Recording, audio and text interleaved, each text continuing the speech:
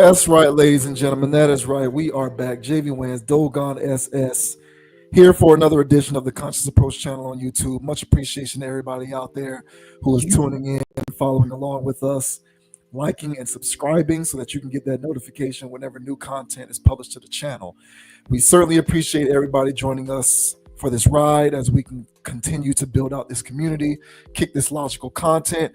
And if you have not already done so, go ahead and subscribe to the channel, hit that like button, and leave a comment. Let us know what you think about the commentary in any of our videos. So long as they are constructive, we'll always pay attention and maybe even provide some feedback.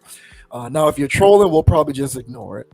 But if it's constructive, whether you like or hated what we had to say, we'll definitely address it because we are paying attention. Trust me. So also want to say, check us out on Spotify, Apple Podcasts, and Amazon Music. We are now available on those platforms in audio version for anybody who might not be in the position to check us out on YouTube. If you're at work, if you're driving in the car, if you're at the gym and you like to listen to podcasts, check us out in those spaces as well. Just trying to be available in all places possible as we continue to rock and roll. So we are much obliged, and we thank everybody out there who supports the channel. Thank you very much as we continue to keep this thing moving. Now, with that out of the way, we'll go ahead and get started with tonight's stream. First thing that we are going to get into is interesting comments made by Hollywood actor Anthony Mackie. Anthony Mackie goes back a very long way. He was in 8 Mile. The guy's been in a whole bunch of movies. He probably is most known from a mainstream standpoint as the new Captain America in the Marvel Cinematic Universe. At least they didn't really pander in this sense because there is precedent for the Black Captain America in the comics. So it's not like they made this up for pandering purposes. But Anthony Mackie is the new Captain America in the MCU. And I guess he's been doing press, appearing on shows and podcasts with the release of the new Captain America movie. And he was recently on the Pivot podcast. And during his appearance on the Pivot, they talked about a myriad of subject matter. They got into a lot of things. One of the things that I thought was pretty interesting that they got into was Anthony Mackie's belief that children have been lied to when it comes to the pursuit of success. In a nutshell, Anthony Mackie believes that success is not guaranteed based on hard work, but rather those who are successful are chosen.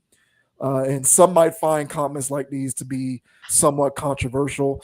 At the very least, they are debatable because, the age-old adage of work hard and you'll succeed has been drilled into several generations of humans at this point.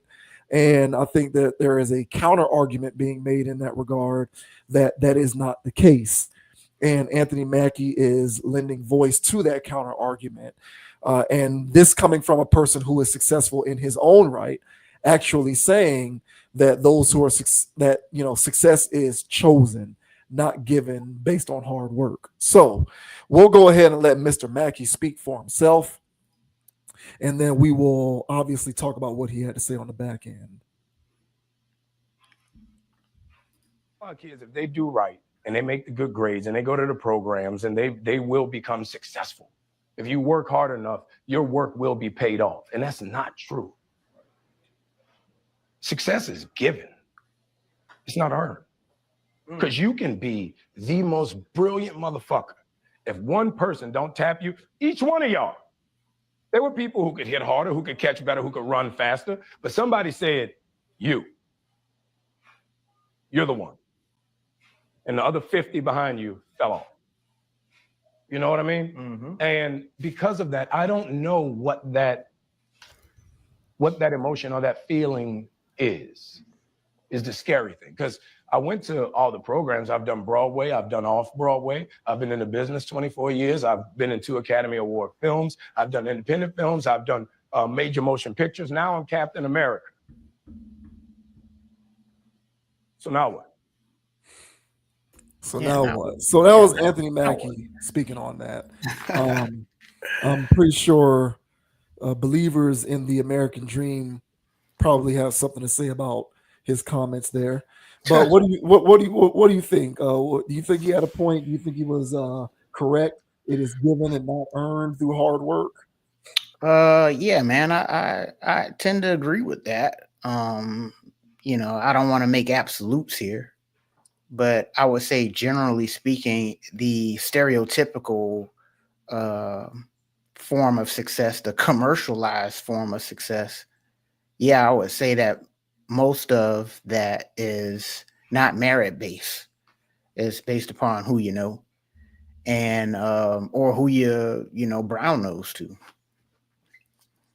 And so it also happens in athletics. In that little clip there, those guys was like, right, at the beginning. But then he was like, man, even in sports, man, somebody picked y'all. And which is true. There's a lot of talented guys out there, and some guys that are more talented than the next, they don't get the same tap on the shoulder. I know for sure in basketball, it's all kinds of politics involved. Hell, just last night, man. I know the game went into overtime, but he was balling before that. But Quentin Grimes dropped a 40-something piece on Houston, who's good. And Quentin Grimes, this is like his third or fourth team in NBA. Looking like he's going to get himself out of the league because he's not good enough. But he's been balling since, Tyrese Maxey and others are out. And they just gave him the keys, and he's putting up keys numbers. But given the beginning of the season, nobody would have said that. And there's a lot of that stuff going on in athletics, as I mentioned. It goes on in the office space in corporate America, where the best worker, I know at my last job, the girl that was crushing it the hardest, they wanted to keep her there at that level because she crushes it so hard. And they was giving other people promotions. But I was like, no, you're so good at doing this. He was like, well, okay, well, if she's good at doing this, wouldn't she be better at other things? But I was like, no. We want these numbers to stay like this. So she stays here. And then other people can get up into management and other things. So, yeah, man, I've seen it all over the place. So you kind of have to know how to play the game. So there's a game behind the game in every game you play in life. And so whether you're in corporate America, Hollywood, the music industry, or sports athletics, you're going to have to know how to play the chess game behind the scenes when it comes to what they call networking and other things. Last thing I'll say before I let you go, and this is why in the college realm, there's such an emphasis on sororities and fraternities, because and you and I can attest to it. The guys that was in those fraternities, those weren't the best and the brightest. Those were the guys that was willing to go along to get along. But once they get out of school, they are positioned in a position based upon who they know to be in positions that and otherwise they wouldn't qualify for. So yeah, America is not a true meritocracy. It hasn't been, I would say ever, but that's the dream and that's the facade they've been selling everybody. So yeah, man, I agree with bro. It'd be interesting, to see what the now what means, because you're Captain. Yeah, you're Captain America. You just said that, and you're Captain America. And I'm pretty sure there's some other African American male that was auditioning for these roles. Somebody that didn't have the name or Broadway type of things that were just as good as, or maybe even better than you if you played the role. So why you? It's an interesting conversation. But what are your thoughts on Mr. Mackie saying that, they've lied to the kids, basically saying just work hard and you'll make it to the top? What are your thoughts, man? Yeah, it's a lie. It is a lie. It's always been a lie. I can personalize it. I grew up in a household with school being drilled into my skull. The idea. So, and a lot of this is generational too. It's based it's rooted in the environment that you come up in, which is And the environment that you come up in is created by individuals who came up in environments similar to that one. So a lot of it is generational, passed down through time. And to a certain extent, you can't really do anything about it until you get older and gain a greater sense of self-awareness about the world and how it works. But I came up in a household where it was drilled into my skull that school was the end all to be all. It was all about going to school and getting the grades because that would position me best to be successful. So because I knew no better, I followed those tenets and I carried it with me all throughout grade school and even into college. And, it was interesting because in elementary school, middle school, and high school, I essentially mastered the skill of getting good grades. Now, was I learning anything? No, not necessarily. I had mastered the skill of getting the grades, which is independent of whether you're actually learning and understanding and grasping concepts. Yeah, those are two those are two different things. I learned that I had a skill for getting good grades. That was my talent when it came to education. I learned how to game the system in order to be able to get the good grades. But did that amount to anything substantive? Not necessarily. And at a certain point, I thought to myself, man, eventually this is going to end. I'm not going to be able to keep doing this in college. In college, I really got to know my stuff. Like I really got to be able to grasp these concepts. And I really have to be able to understand these things. I can't just willy-nilly go into higher education and still maintain the skill of getting good grades, right? No, you can pretty much do the same thing in college. I got to college and I carried those skills of good grades with me all throughout higher education. And I was able to graduate college looking good on paper, but not maintaining any of the requisite qualities that would position me best to be successful. I went. This was so much so my reality that I had to go back to school to try and reverse engineer the process. So I went back to school and got a graduate degree as an attempt to correct those missteps in terms of my approach to education. And I got into grad school and I realized to a certain extent you can still do the same thing. Now, there are aspects of grad school in which you will have to apply yourself and present an understanding of certain things. But there's also a lot of filler, even at the master's level, where if you exhibit the skill of book learning, you can pretty much sail through with the good grades. Meanwhile, you didn't learn anything. So I came out the back end with all this paperwork, all these degrees, all of this on paper credentials, yet I was struggling to find my footing professionally. And the only reason why I bring this up is because I concur with what Anthony Mackie is saying, because if what Anthony Mackie is saying is incorrect and success is indeed based on merit and hard work, you should, in theory, be able to, make the grades in school, come out of it on the back end and be positioned for success. And I can personally attest to the reality that that is not the case.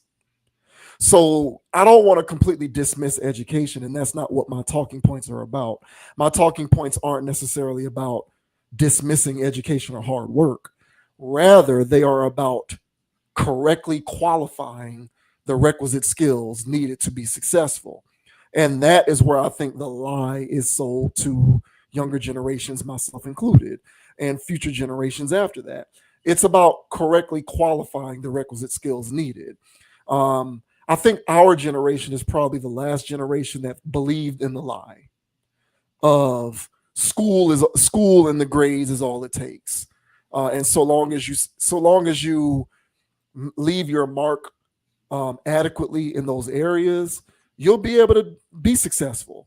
I think our generation is the last generation that believed the lie.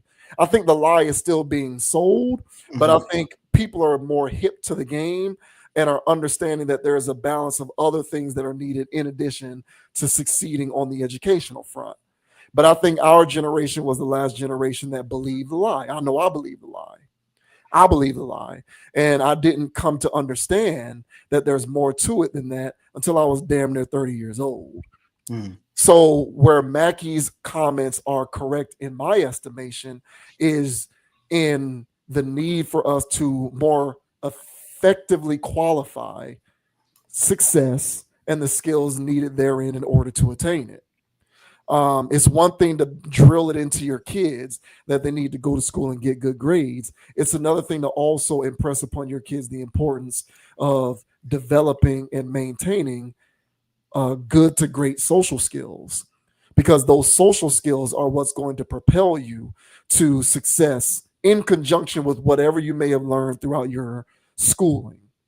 And you need both. You can't succeed with one and not the other. But if I had to bet on needing one more than the other, I would say you need adequate social skills more than you need all of that fancy book learning. So it's all about qualifying what is best and what's needed more than anything else. And I think that that is the lie that's been sold to kids, is past generations, not through no fault of their own because they didn't know any better. But I feel like past generations sold children on the idea that it's the hard work and the hard work alone that's needed in order to be successful, without also qualifying the other requisite skills that you need, such as a modicum of good to great social skills, because those are skills that also need to be developed, just like your math skills and your science skills and everything else. Those things need to be developed if you are going to be positioned for success. And when you get out there into the cold, cruel world and you don't have those requisite social skills, you're going to find yourself beating your head against the wall because you think that your resume on paper is all that you need, yet you're getting rejection letter after rejection letter, no email after no email of people saying, thanks, but we're going to go with this person. Thanks, but we're going to go with this opportunity instead. And, those other intrinsic qualities are just as important as the, more tangible, easily visible skills of the books and the education and the hard work and the learning. So I think it was a lie. I think historically it's always been a lie. And I'm tracking with what Mackie's saying there. This coming from an individual who himself was able to become successful. So interesting to hear him put it that way, but I don't disagree. Yeah, and I would say that, of course, qualifying this conversation, success is a relative term.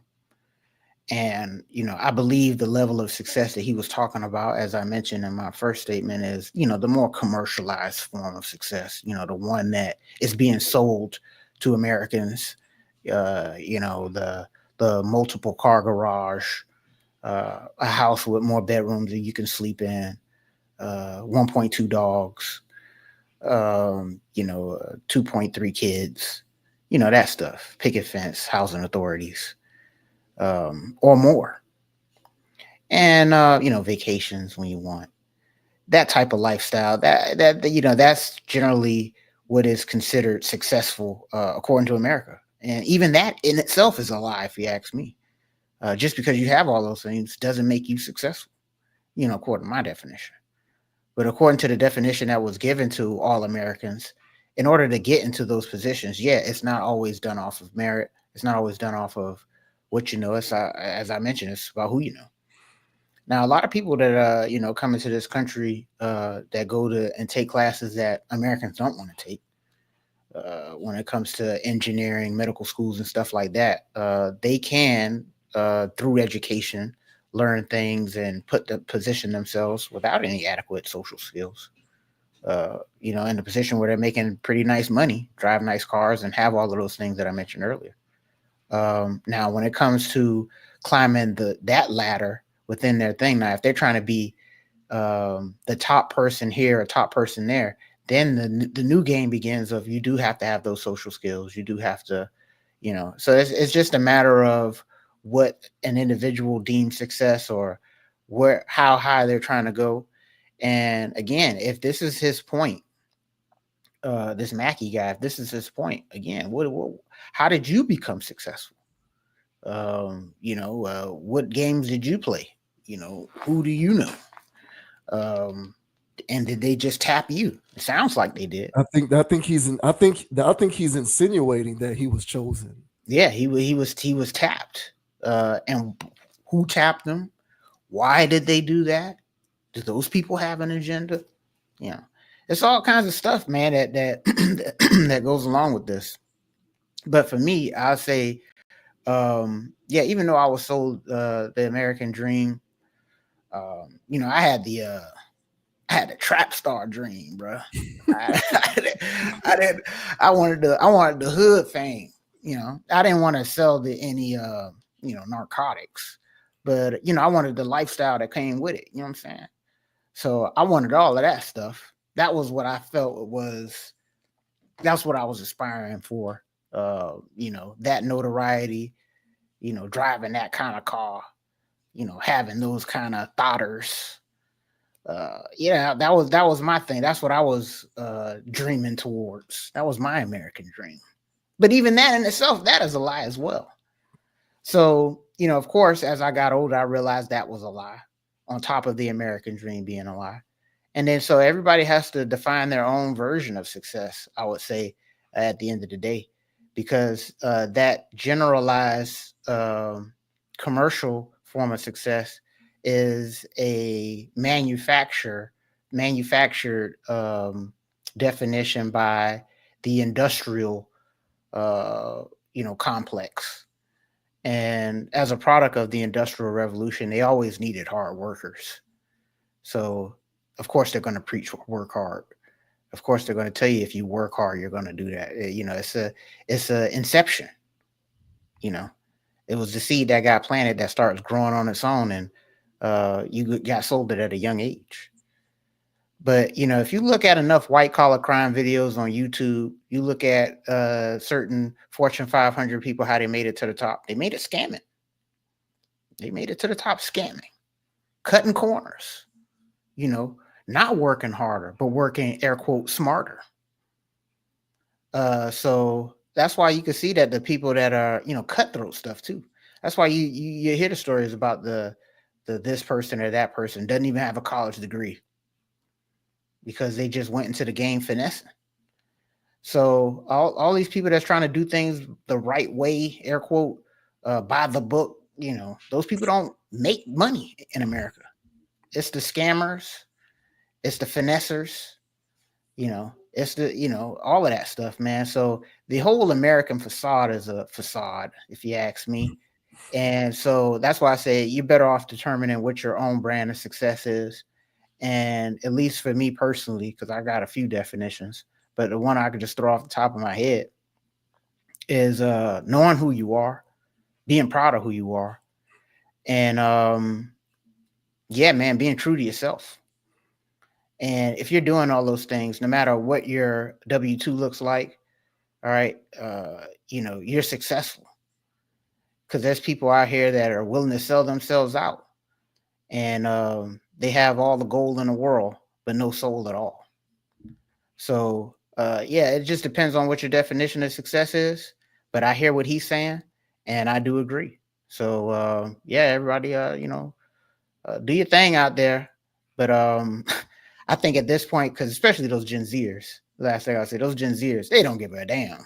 Okay, so I don't know what those generations afterwards, but you know, they, you know, the customer service, we talked about it before, man. They don't give a damn about giving me good customer service. They're just there to collect the check because they know it ain't nothing about this job. They know it's slavery. So why ask them to have enthusiasm about getting whipped in the back? So yeah, man, the younger generation already can see the writing on the wall. I think you're right that we were like the last ones that were actually sold that and low key believed it. Mm-hmm. So yeah, be safe out there, y'all, and define your own success. I would say that. Yeah, I think when he speaks on success, I think he's specifically talking about career and life success, particularly financial. So, like, if there's the watered down definition of success that's easily digestible by the majority of the population, is going to be I make a lot of money and I'm happy with what I do. I think those are the two aspects of it. I'm happy with what I'm doing, and I make a lot of money doing what I'm happy doing. I think if you are able to check off those two boxes, most people tend to define that as success. And I largely agree with you. I think success is relative.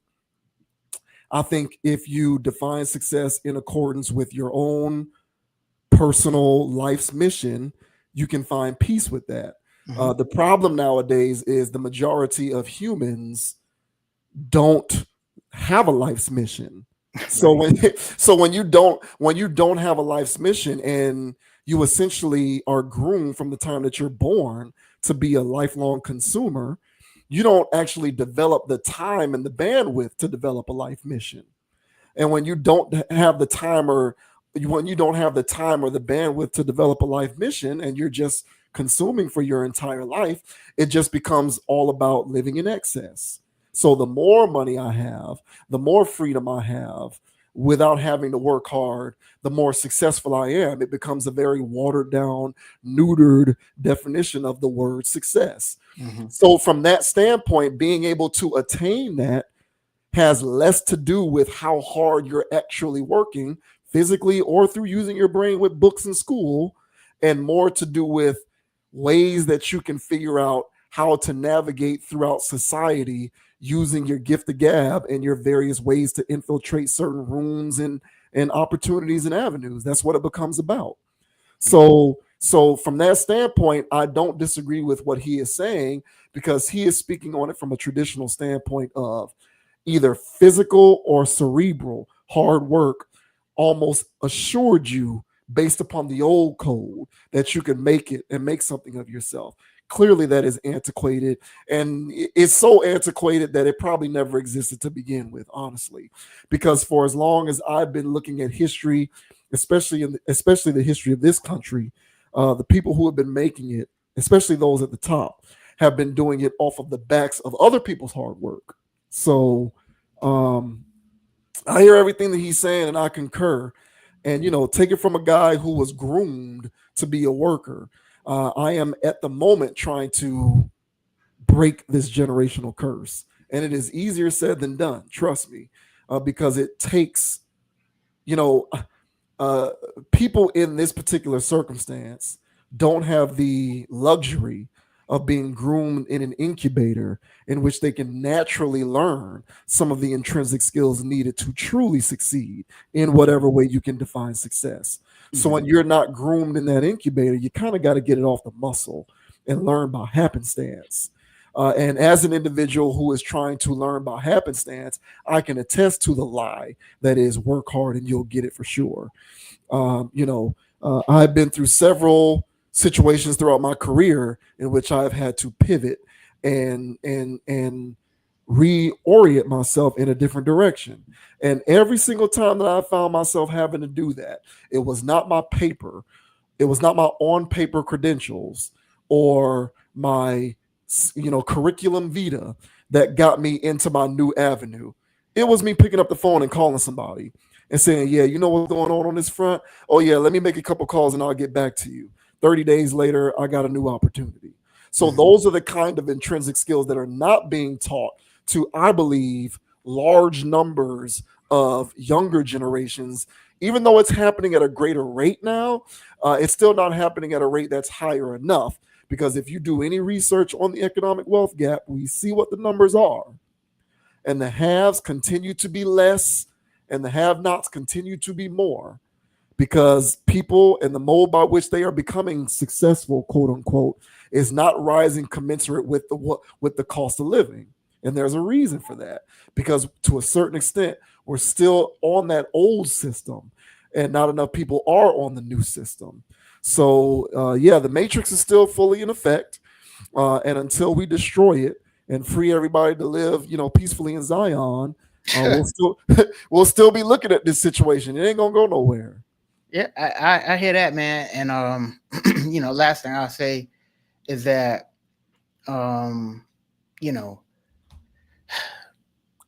there's more lies. So this isn't the only one. And as I mentioned, that this is, you can pretty much trace this lie back to the Industrial Revolution, and just the fact that they need slaves, yes, and the fact that they need willing slaves. Yes. And because if they force you and whip you into labor, they saw how that goes, and that's a problem. But if they create an inception and create this fake meritocracy, they will willingly work, and they'll bust their ass to try to reach the top of this ladder, and they'll never get there because there's this glass ceiling that they don't even know exists. And so there's more lies on top of that.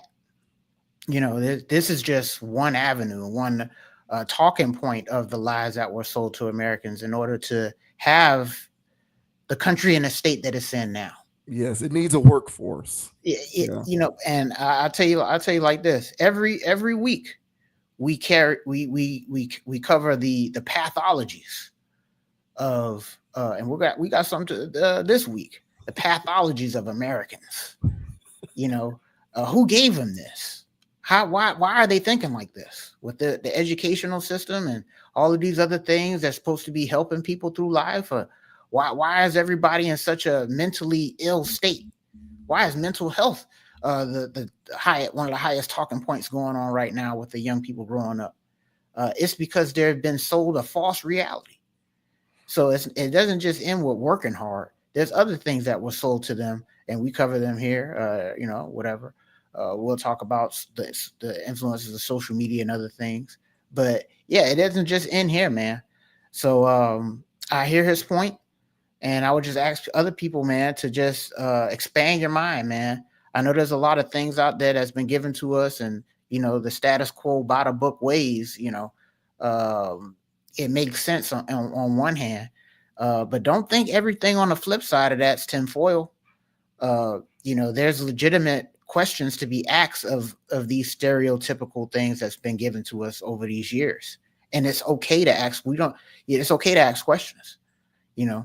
And it's a religion of thought that people are carrying now. Because if you challenge anything that the status quo says, automatically you're a conspiracy theorist, you're an X, you're a Y, and you're a Z. But it's okay to ask questions, especially if something isn't adding up. So in this context here, I agree with him, and I say just don't stop here, guys. I think there's many more stones to be overturned with discussions like this. And save yourselves by working smarter and work harder for yourself than you do for your employer. Because I know you still got to keep them lights on, but make sure you work harder for yourself. Yeah, there's just way too many roadblocks that get in the way of people being able to define success for themselves.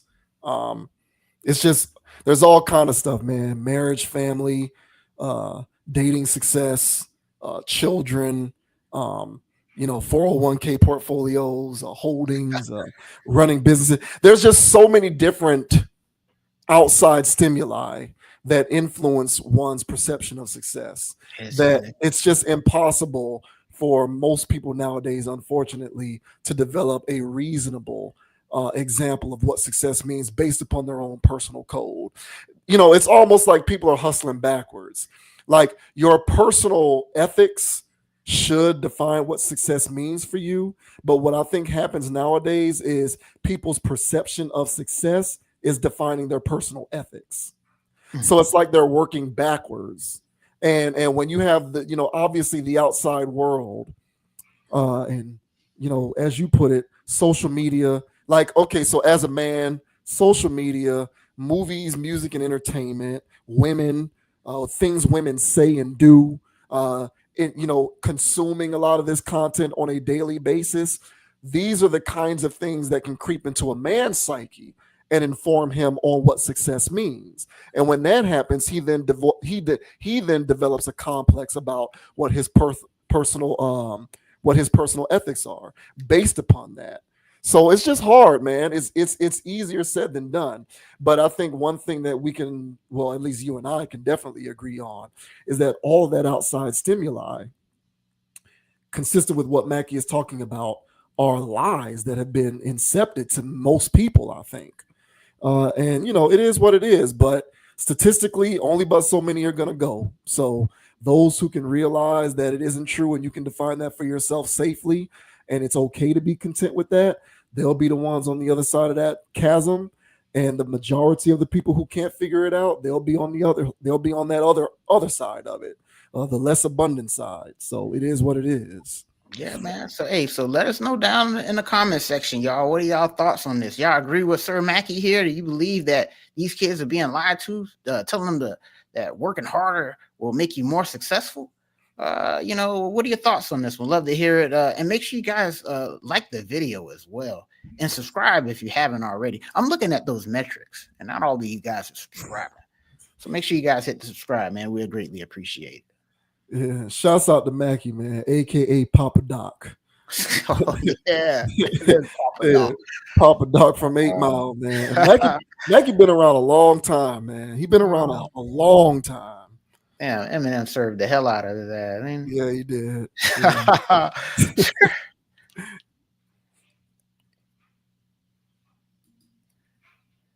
And speaking of people's pathologies, this is a follow-up to this Luigi Mangione story. So not too long ago, we talked about Luigi Mangione. He is alleged to have unalived a man named Brian Thompson, who was the CEO of United Healthcare. He is currently being held in a maximum security facility, I believe, in New York City. I think he's actually in the same building as Diddy Puff, Yes, I believe. Yeah. So he's, everything, they're getting everything together. He's, going to go on trial for this alleged crime. And we talked before about how in certain respects he's being kind of heralded as a hero or somebody who did something good and righteous. People were making merch using the Luigi character from Super Mario Brothers, right. which of course is his namesake. They put his name on T-shirts and mugs as merch, as in sort of a quasi honor of what he is alleged to have done. And now, in a follow-up to this, apparently his defense fund is ratcheting up. His defense fund currently sits at a nice chunk of change from people who have been donating to it. So yeah, so this says Luigi Mangione Defense Fund nears $730,000 after anonymous person makes sizable donation. The defense fund for alleged United Healthcare CEO shooter Luigi Mangione has reached an all-time high thanks to an anonymous donor. Over the last week, Mangione's crowd fundraiser via Give Send Go received a massive $36,500 from the mystery contributor, who explained that they were moved by the widespread support that the accused received following his December 2024 arrest. Mangione, 26, who's currently incarcerated at Brooklyn's Metropolitan Detention Center, is alleged to have fatally shot late United Healthcare CEO Brian Thompson. In addition to 2 federal second-degree unalived charges and multiple weapons charges, Mangione entered a not guilty plea to state unaliving and multiple weapons charges. He faces a life sentence without the possibility of parole if convicted. In addition to the defense fund donation, with the fundraiser now over $730,000 and having a goal of $1 million, the anonymous donor posted a comment. What intrigues me about this case is how unified folks' responses are regardless of strata. In corporate America, for instance, there has been widespread doubt of potential prosecutorial mishandling and overcharging. Previously, the highest donation was $30,000 issued to the December 4th legal committee, although Mangione's lawyer, Thomas Dickey, claimed that his client probably wouldn't accept it, as said in a CNN interview. On December 9, 2024, 5 days after Thompson's unaliving, Mangione was taken into custody by authorities at a McDonald's in Altoona, Pennsylvania. Mangione will return to federal court on March 19th. So what do you make of this, bro? $730,000 in total thus far to this crowdfunding fund for his defense, including a donation of $30,000 and then this latest one of $36,500. Yeah, I think this is, again, man, similar to the first time around, man. This really just speaks to people's vision of the country right now. It speaks to how they see everything when it comes to the haves and versus the have-nots, and that there's more have-nots running around out here right now, and times are getting harder for everybody. Yeah, man, my trips to the grocery store aren't as fun anymore. Other people like, shopping online, going to the mall if you still do that, buying something here, buying something there, to treat yourself. Treating myself was going to the grocery store. You know what I'm saying? Treating that as an extended pantry and going, hey man, what I got a taste for today. And you know what I'm saying, culinary chef, Michelin 5-star for the night. And I can't really do that like how I used to no more. It's not as fun, especially when I go in there and I'm just trying to make one meal. You know what I'm saying? I'm trying to make one meal and I spent like $42. It was like $42. I was better off going to a Michelin 5-star. You know what I'm saying? Now, granted, I can, there's leftovers and I can use this for that and mix and match later, but it's not the same, man. I used to walk out of there spending $15, but not anymore.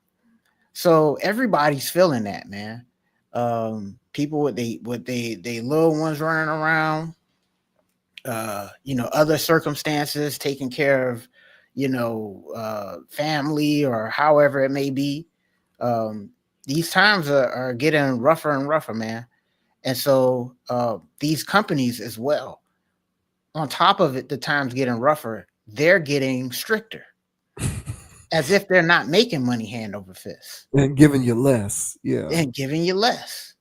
So, the insurance industry jacking up prices, finding any little loophole-ish reason to make sure they don't pay you out the premiums.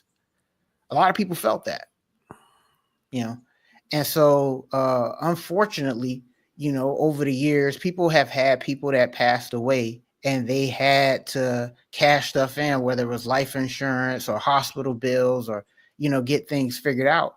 And now they're figuring out their family members not being covered because pre-existing conditions or X, Y, or Z, this hospital. Oh, you went to this hospital? I'm sorry, this is not under our, we don't cover this hospital over here or whatever rigmarole. A lot of people went through that over the years, and especially as of late, post 2020, a lot of those companies got even stricter with their restrictions when it comes to healthcare.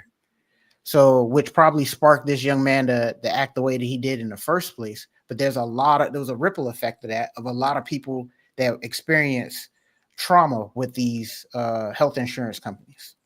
So on top of the hard times, there's also a first person experience, or me, just like a secondhand experience of me knowing people went through that. That when something like this happened, when this Mangione guy does it, other people applaud it. Me personally, I don't condone violence. Okay, I feel like there's other ways to solve things. But there's other people out there that really thought that this was the tops. They thought this was the best thing popping. Back when the situation happened, man, people had jokes in the comment section of ABC and CBS and Fox News whenever they was covering this situation. And I wonder if he had any pre-existing conditions, or, oh, I'm sorry, we won't be able to cover this. Well, a lot of people had a lot of jokes about this. Yeah. So yeah, the signs of the times, man. I don't know where this leads to eventually in the future. I'm pretty sure there was situations that happened like this before. It probably wasn't as big, where somebody did their own form of vigilante justice on somebody, but this one really made big headlines. I don't condone copycats, but I would not be surprised, especially how this guy is being heralded as the streets hero, that there will be a copycat out there that wants that level of adoration themselves, that ain't afraid to crash out, so long as it means that people pay their legal fees and he can get as much cat as he wants when he gets out, But what are your thoughts, man, on Sir Luigi out here just getting 730,000? Some people donating, mysterious donors, up to 30K plus. What are your thoughts of all of this, man? Yeah, I pretty much took from it the same thing that you did. I was in the grocery store over the weekend, and I had the little. I didn't even have a full buggy cart. I had like You don't need no carry cart. Yeah, I had the carry cart, and I checked out in the 10 items or less aisle because I didn't even have that much stuff. 10 items or less, and I walked out of there paying $60 Oh, for. you was at Publix? Yeah. You're gonna spend 60 at Publix. Yeah. So I'm at Publix. I'm in 10 items or less, and I paid $60. And imagine feeding a family on that. No, bro. Because me personally, I don't. One thing that I won't go cheap on is food. Yeah, same, bro. So I don't go cheap on food. I don't go cheap on produce because the long-term drawbacks to eating processed, not food that isn't real, fake fruits, fake meats, frozen vegetables, the drawbacks of consuming this to me are not worth. Agreed. You know what I'm saying? Paying the higher price to put actual food into your body. Agreed. So I don't skimp on food and produce personally. So unfortunately, because of that, I have conceded that I'm going to have to pay this food tax. And I go to 10 items or less, and I'm looking around trying to understand how are people feeding families with this outrageous stuff that's going on. So I think the country is at a unique inflection point. I think right now we are at a point that is unique unto American history in that the skills and the sensibilities needed in order to be future-proof aren't being taught on a mass level. Now, future generations might be able to take advantage of them, but I think if you're 30 plus, if you're 35, 40 plus, which is the majority of people, and you are in that working class group, you're dealing with having to come up with very creative ways to either save money or make more money. You're either having to do that or you're having to make a decision. Do I go back and get educated again so that I can learn some of the skills that will position me to be successful in these new and emerging markets and economies? People are having to make those choices. Now, if you're on the come up, if I was raising a kid today, I would be strongly steering my kid in that direction. I give my kid freedom, but I'm going to be strongly encouraging my kid, hey, listen, you want to be able to live a comfortable life when you get older. You don't want to have to live financially strapped and uncomfortable. And right now, the ways that you can do that, we're going to have to gear you towards some of these applied sciences and some of these other skills so that we can position you best for success.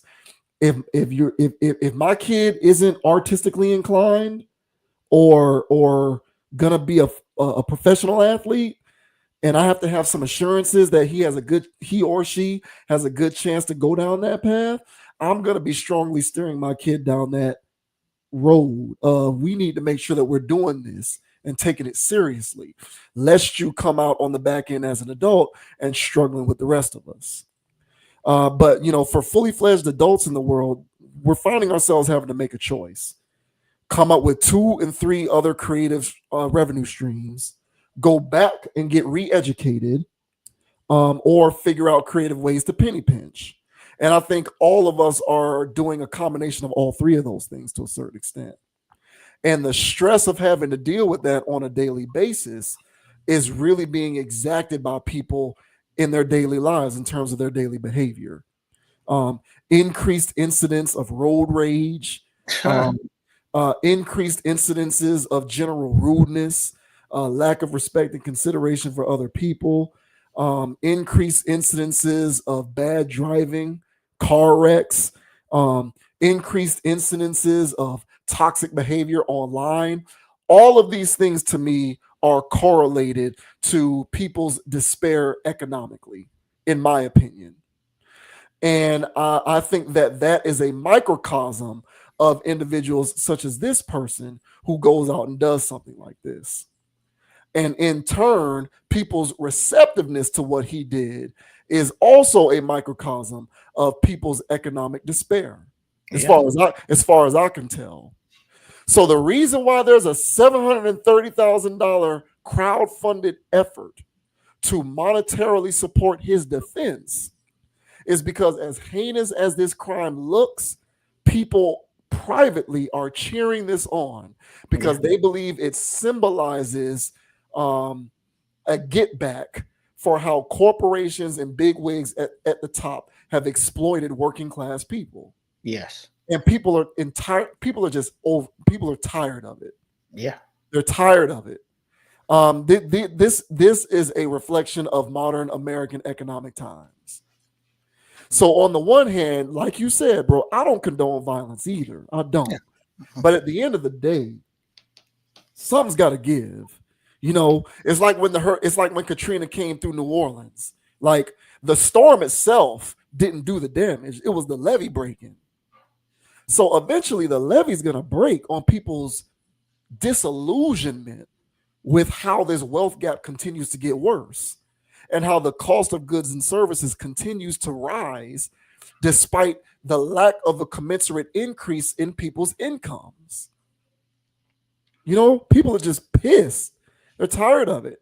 And not everybody, if you're raising a family and you're working 6-7 days a week, long hours, and your kid wants, you know, to play basketball, and you got to pay $200 for good basketball shoes, or your daughter wants to be a dancer or do ballet. Those classes cost. Yeah, they ain't cheap. Stuff is expensive out here in these streets. So not everybody has the wherewithal to take a step back and go and take night classes to get an IT degree, or start a real estate business, or start selling insurance on the side. Not everybody has the bandwidth in their life schedule to accommodate these things. So you got to keep grinding. Meanwhile, people are getting tired and frustrated. Yep. So, you know, I think we're going to see more of it. Like, to this degree, are we going to see more of it? I'm not exactly sure, but people are going to see more of this stuff. And, you know, to a certain extent, I do believe the onus is on the individual to sort of survey the landscape and see what is it that I need to do to be on the better end of this.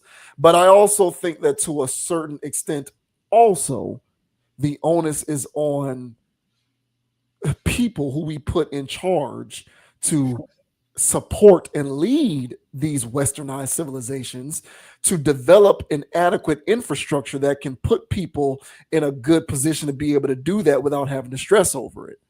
And that is failing everybody. Yes, it is. That particular aspect of it is failing everybody. So, you know what I'm saying? I can understand why there's a fund, you know, that's raised that much money for this dude. Certain people are looking at this dude as a hero. He's like Robin Hood. He did a noble thing. And until that wealth gap ceases to swell, there is a very decent likelihood that this will continue to happen. Yeah, man. I got a few things here just to touch on the last thing you was talking about there. When it comes to, you know, just the people that are in charge or supposed to be facilitating these infrastructures, I agree. But, you know, also the people that get into these positions of elected positions are being paid by the very corporations exactly that are doing this. Exactly, which is why, yeah. So they get to make money. You know what I'm saying? They get to make their money doing their thing, servicing the constituents that put them into power, and so it becomes a vicious, never-ending cycle. Right, and much like how there's other things that are going on in politics where there's checks and balances, for some reason there's no check and balance for that, and that's not by accident. And you know, if you look throughout all of human history, there's always the elite class and there's always the peasants. It's just that America, the system, it honestly, and I'll keep saying this, man, I really feel like the 90s, maybe the early 2000s, but really the 90s was the golden era of consumerism, American way, just money booming, everybody having what they want, doing whatever the hell. And ever since then, I really feel like it's been a steady decline of people's ability to live in excess. And much like how they were taught us, we were taught this form of living in excess because, well, that's consumerism. These corporations aren't going to make their money unless we buy in excess. So everybody has been conditioned to live in excess. But now what you're starting to see, at least I notice it, but what you're starting to witness now on some of these home networks and other things is they're having all of these, hey, live in these shipping containers.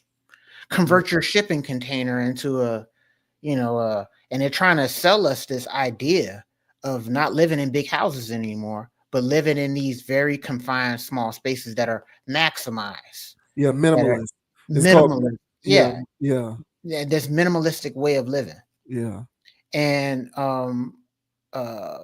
also with the transfer of buying everything online instead of buying in brick and mortar, it's a situation where monopolies can take hold. And whether people like it or not, Amazon in itself or any other business model that wants to follow that is going to crush places like Walmart and stuff. Even when I was working in Walmart in the 2010s, the guy that ran my store, he was talking about, and this was Amazon when it was in infancy stage. He was saying that things like Amazon is going to destroy places like Walmart. And I was like, ain't no way, man. Everybody going to go to Walmart. And but Walmart, it feels its impact from places like Amazon, but that's Walmart. Moms and pops and everybody in between, yeah, bro, they're getting swept up in the dust to the point where you're gonna have to have your online store selling stuff through Amazon.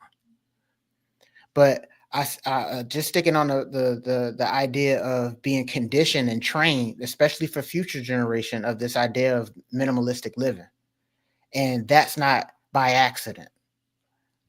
And so, hell, sometimes when you're online just doing your thing, man, I guess it's some of the videos I watch or whatever, but I'll see an ad for this shipping container type living. Hey, man, you can buy this little thing here for $25,000. You can have a whole house for $25,000.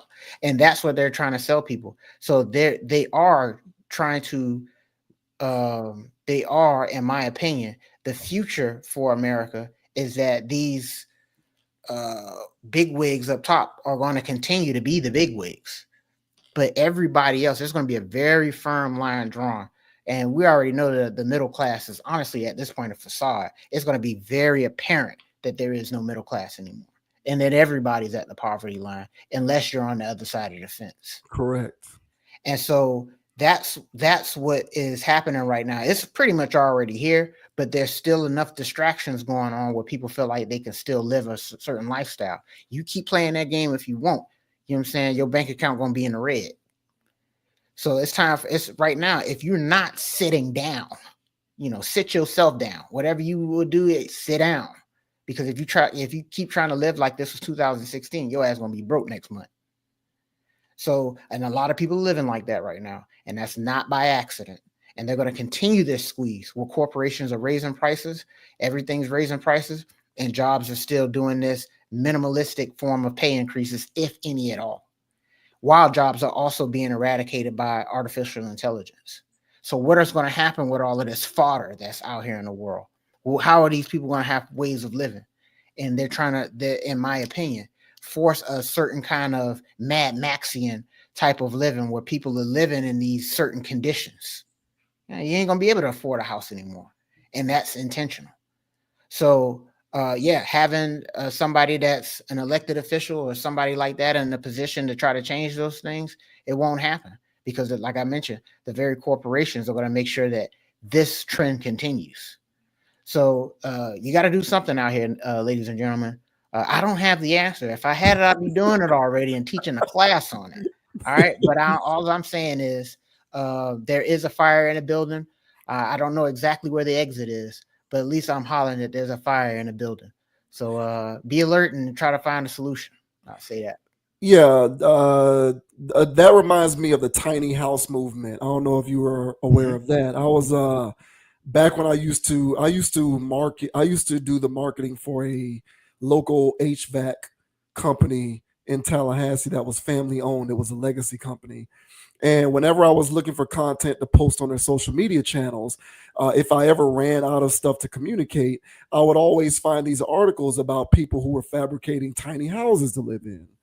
And that was before the shipping container stuff. That was when people were trying to say, hey, you don't need a big house, just live in this little small tiny house and you can live it up and do your thing. And from there it branched off into people and fabricating tree houses. Yeah. The idea was you were living a minimalist lifestyle to curb your expenses but Right. still be able to get what you wanted out of life, whatever that means. And between that and the shipping container stuff, all of this to me is just setting the stage for Judge Dredd. Like we're gonna be living in Mega City 1. You know what I'm saying? It's gonna be like Fallout, where the rich people are like in huge condominiums and everybody else is living in a tower that's like 5,000 stories tall, and it's just a slum upon a slum upon a slum upon a slum. But I believe that it is inching closer to that. And the reason why I believe that it's inching closer to that is because right now, the MO for developing the technologies and the various things that are going to advance human civilization, it's a very small group of people who are essentially the gatekeepers to having access to learning those skills. So like by percentage, it's a very, very small percentage of people sitting in these rooms developing these apps and developing these tools and these technologies and these AI applications. Like this small percentage of people is developing these things for the masses to consume. So the idea is for the masses to actually use and spend money on this stuff. But those who profit off of it is a very small percentage of people, the Elon Musks of the world, for example. And these individuals are going to continue to get fat while you're paying for access to these things. And as you're paying for access to these things, you become broker and broker. You know what I'm saying? Now, health insurance companies, your life insurance, your car insurance, all these other service providers that you need to live now raise your rates and your premiums because they in turn also need access to these technologies in order to do what they do better and more efficiently. So when they get squeezed, now they squeeze you. And as you get squeezed, now there's less discretionary income for you because you're paying out more money for the same stuff. Yep. And then you end up sitting there trying to figure out what the hell happened to you. Meanwhile, you're so disgruntled and frustrated that you'll champion a dude who's unaliving somebody who is at the top of one of these corporations. Exactly.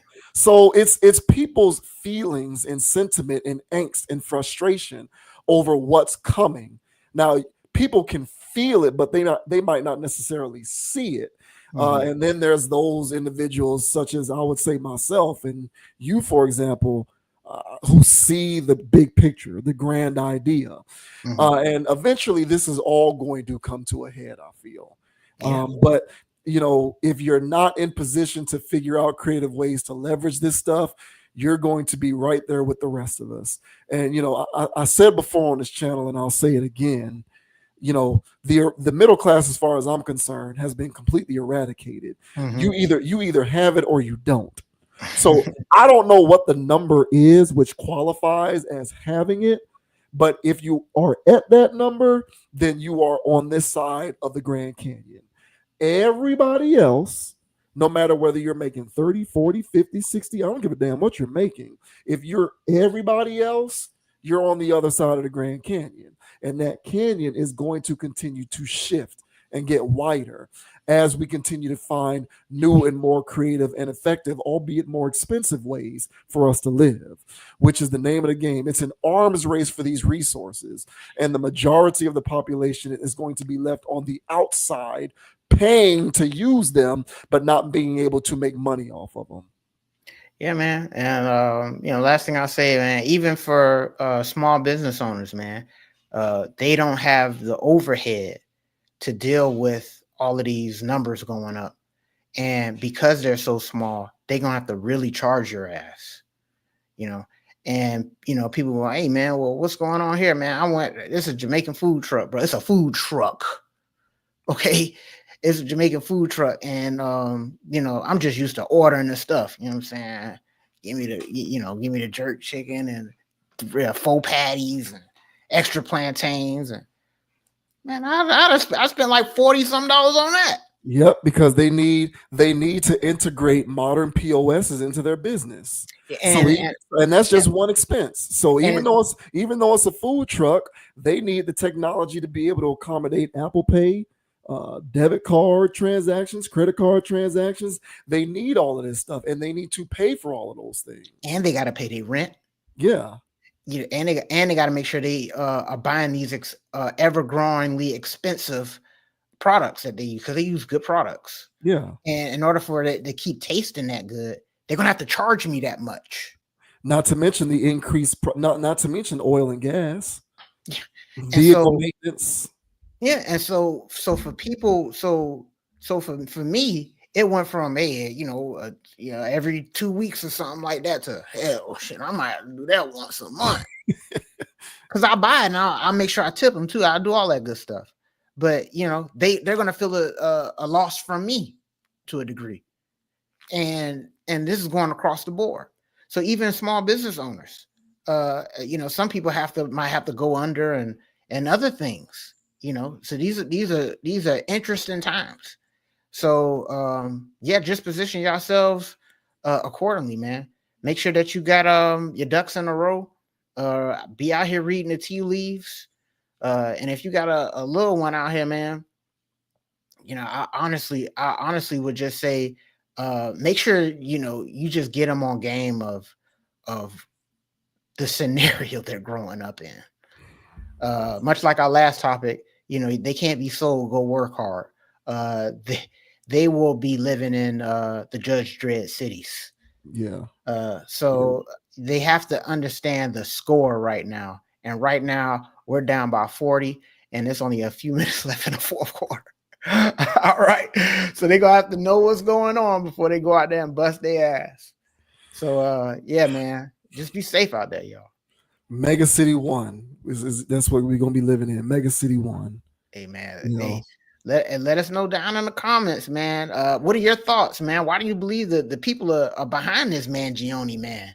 Oh, $730K for lawyer expenses? People paying that?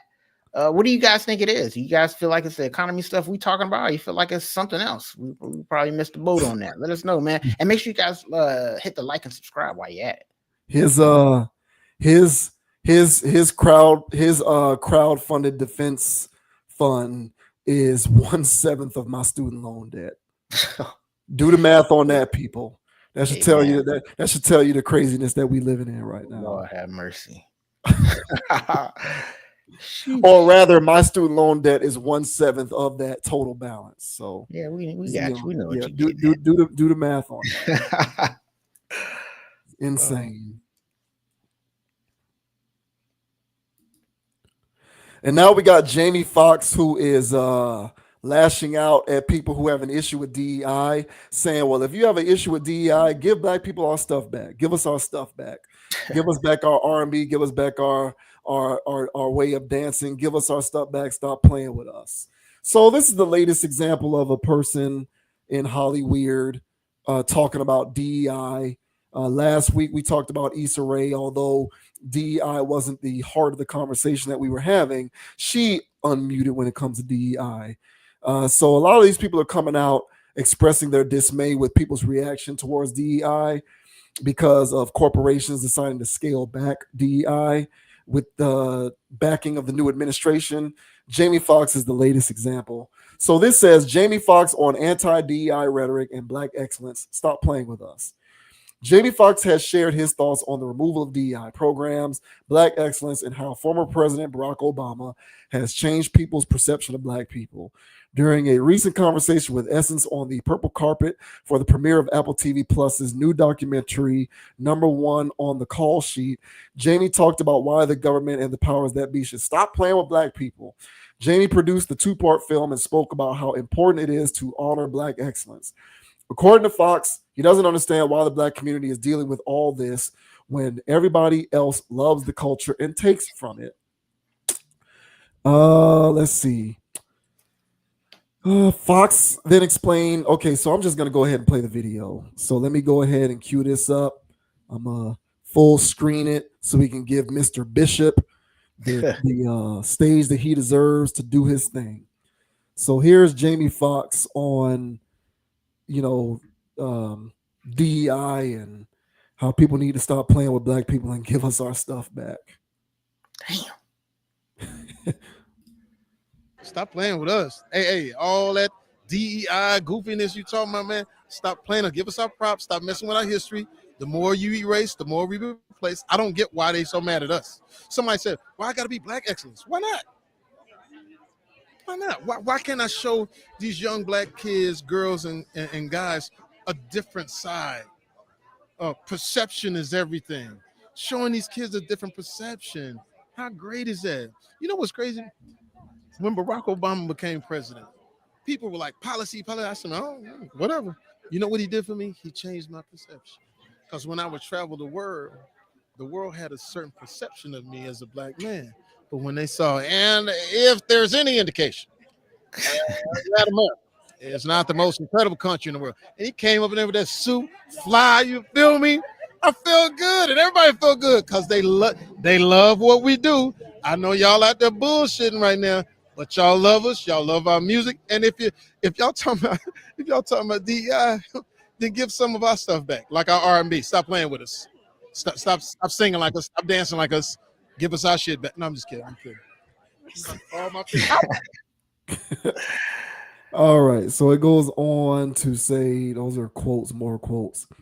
So that pretty much sums it up. Since 2024, several large American companies have scaled back or removed their DEI programs, claiming pressure from President Donald Trump and his administration enforce the changes. So, do you concur with Mr. Bishop's comments about DEI? And if you don't like DEI, then give us our stuff back. No, I don't necessarily agree. Listen, man. When it comes to the DEI stuff, man, again, to me, it's just more. It's sit in energy, and I don't care for that. It's marching while holding picket signs, singing "We Shall Overcome" when people are sicking dogs on you. This is just the 2025 version of it. I wasn't old enough to be against it, but when I was young and coming up and learning and reading about these things, I was against it then. I was like, why are you just sitting there? And they made sure they recorded those moments and played it every Black History for my ass. And then everybody else growing up saw the same thing of these meek, docile people being run roughshod on and them not doing a damn thing about it. To me, it was a form of reinforcing a certain type of thought, reinforcing a certain type of action into a group of young and upcoming people that you just lay there and take it. If somebody doesn't want to serve you, you sit there and you beg them for it. To me, it is a weak form of thought. It doesn't serve any group of people, no matter what color of people you are. If you're a woman fighting for a woman's justice or whatever, it'll be weak for your ass to be out here crying for it. The best way of going about handling your own form of diversity, equity, and inclusion is diversify your bonds. All right. Equally include yourself into the race. All right. And what's the other one? Inclusion. Yeah, include yourself in the damn conversation of making some racks on your own. That is the only type of DEI you need to be concerned with. But sitting there and asking these people that you call oppressors to give you a leg up in this world is absolutely hysterical. If indeed you believe these people are oppressive, that is no different than sitting there living in a cellar that they have the keys to, and then you sitting there saying, and if they want to keep you there. They don't want to see you ever get out of that cell. If this is the people that you say they are, if you want to call them oppressive. And so if these people are oppressive, why ask them for your freedom? It doesn't make sense. It never made sense back then, and it damn sure don't make some sense right now. All right. So what are you asking for when you ask for DEI? So my whole thing is, for people that want to go out there and sit and holler and complain and stuff like that, hey, that's on your ass. Okay. For me personally, I know where I'm at in this equation. I know where I'm at. With all this DEI bullets flying around, hey, I'm very well aware of it because I look at pretty much DEI myself over here. All right. So I know what's going on. But my whole thing is, much like I talked about in the first topic, is that there needs to be a mindset that you have out here. And honestly, there needs to just be a paradigm shift. Stop sitting down and hollering and complaining and begging, because that's all this is. Please give me some money, Master. Please give me an opportunity. Hey, I got this opportunity, but why can't I have an opportunity like your family? You know, hey, they're the one that created this. They want to employ their family on some Nepo stuff. What you gonna sit there and get mad about it? Create your own. Everybody else comes to this country and creates their own. So do the same. All right. And so, and if you see other people out there doing the same, like I mentioned in the last topic, you know, hey man, try your best to get those people some stuff, especially if they're doing good service. You know what I'm saying? Help them out and patronize their businesses. There's plenty of online stores nowadays right now with Black people trying to do their own thing, and they'll make sure they let you know it's Black owned. Start living and practicing what you preach. But until then, whoever you deem is an oppressive people and always have been, I don't know why they would ever change. So if they decide to give you something one day and pull it back the next, you can't get mad at them because you already labeled them oppressor to begin with. I've never seen an oppressor change his stripes. Neither did I see a zebra do it. But what are your thoughts, sir? All right, on Sir Jamie Foxx out here saying that, hey, man, give us back our DEI, man. You know what I'm saying? What are your thoughts? This DEI stuff is annoying. So let's clear something up. People have two different definitions of DEI. That's what I'm learning. I'm looking at all the different conversations that have to do with DEI, and what I'm learning is there's two concurrent ideas of DEI happening at the same time. And I think each individual and I think each philosophical point of view is being conflated by the other side. So DEI, as far as I can tell, you have people who believe that DEI's purpose is to just give more non-white people chances and opportunities. So like give more non-white people, good jobs, for example. And once you do that, DEI has served its purpose. So for those individuals, it doesn't matter whether the oppressors still feel like they are in superior position, so long as there's more Black people who are doing well with these jobs and positions, then those people are fine with it, right? But then there's other people who look at DEI truly the heart, the essence of it: diversity, equity, inclusion. So the success of DEI is to create an environment, an infrastructure within all aspects of our society in which everybody feels loved and welcome and included. That's not going to happen. How the hell you do that? It's not going to happen. Like that is a pie in the sky notion. Yeah, man, it's not going to happen. It's not going to happen. So for the people who keep banging on drums over DEI because they believe that they believe in the true essence of what DEI's mission is supposed to serve, which is fostering this utopian society. I got bad news for you guys. It'll never happen. Now, for the individuals who look at DEI as just give more black people good jobs, if that's what you want, then have at it, because these corporations, as we have seen post 2020, in order to look good in the court of public opinion, they'll give a lot of non-white people good jobs just to be able to be on the right side of history, is what I like to call it. So, depending on which school of thought you come from, will determine how effective you believe DEI truly is. But all of this talk and jibber jabber and hearsay over DEI and its place in it, and the fact that it needs to go, and individuals like Jamie Foxx talking about, if you don't like it, give us our stuff back. Well, it's like, listen, bro, maybe y'all shouldn't have sold it in the first place. Like, true equity, the word equity, right? Like, if I own land, I can leverage that as equity to buy something else of equal or greater value. Equity, maybe if I didn't sell my art or my music or my movies to Hollywood or huge studios for a payout, maybe at that point I would retain the leverage needed to have a more equitable stake in the world. But what happened is we sold a lot of that stuff away decades ago. We decided that we didn't want to play the long game, and we sold the rights and the ownership of everything that we create to larger corporate entities who could then leverage it to make the majority of the ends off of it and pay us pennies on the dollars for it. So in retrospect, saying give it back to us, there's no incentive for them to do that.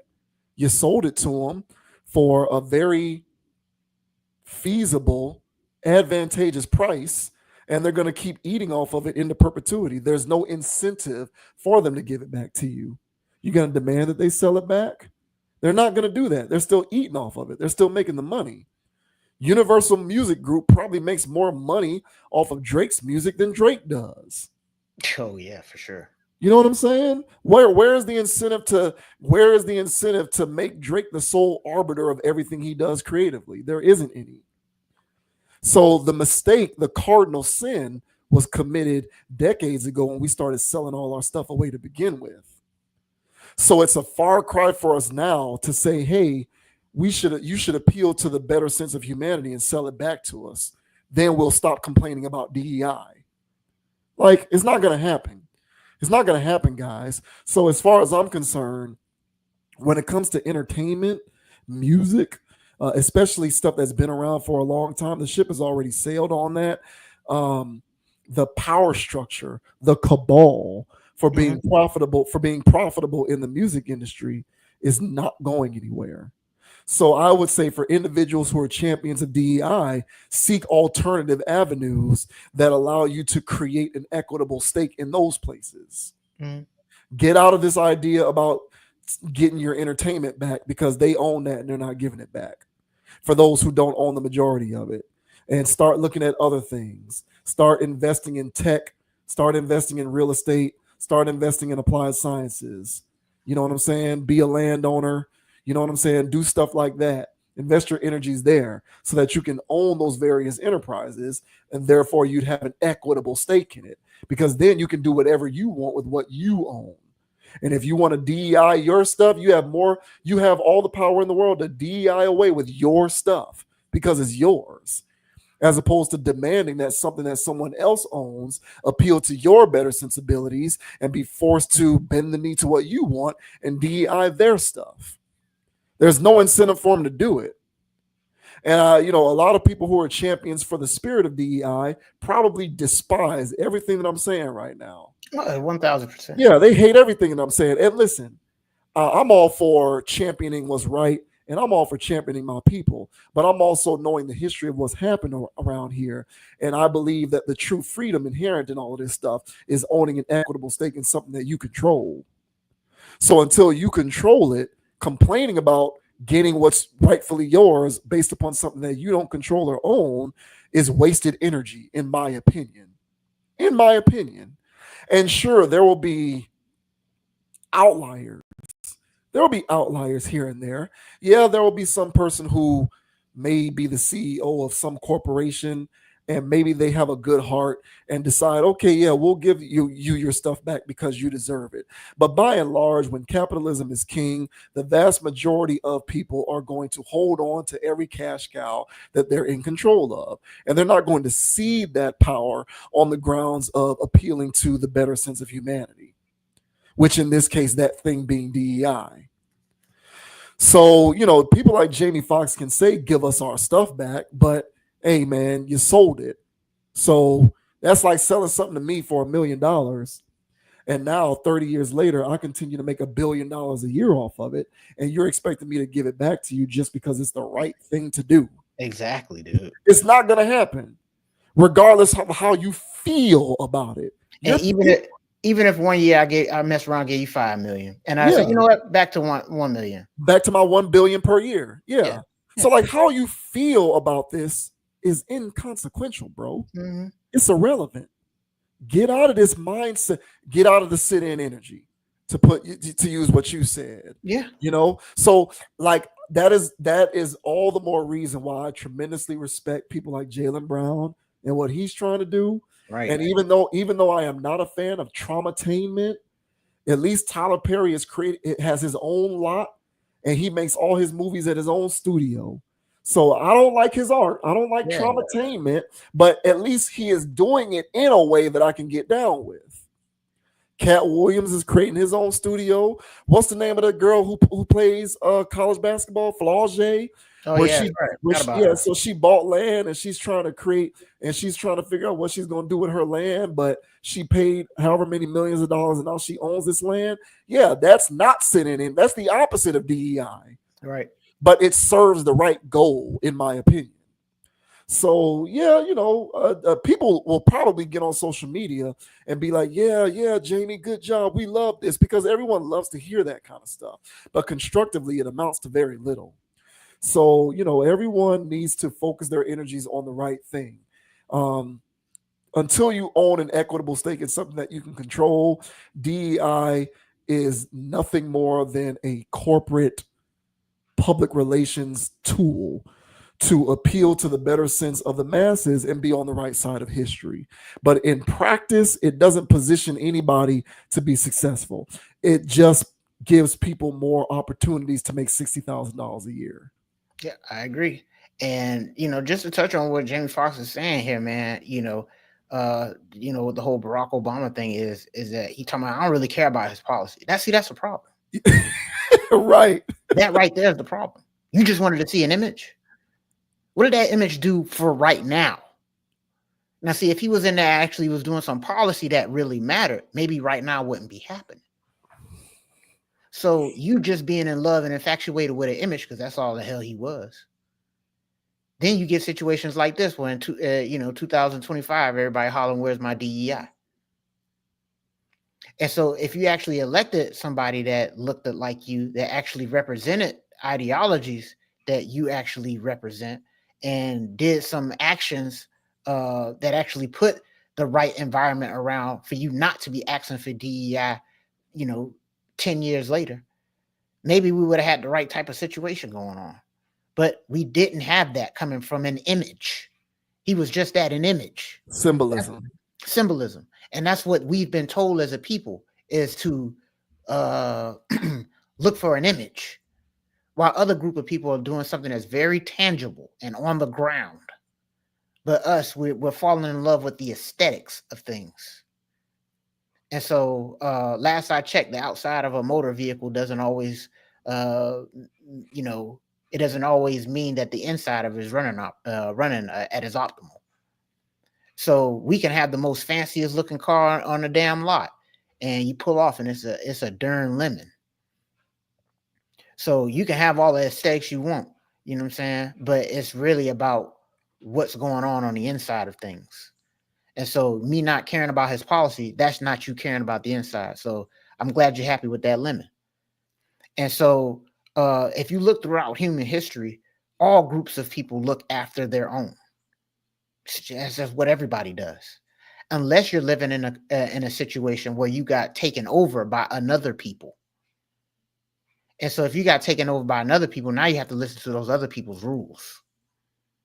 And the best thing that you can do in order to make sure that you're not getting as many whips on your back, is assimilate with these people that are doing the whipping.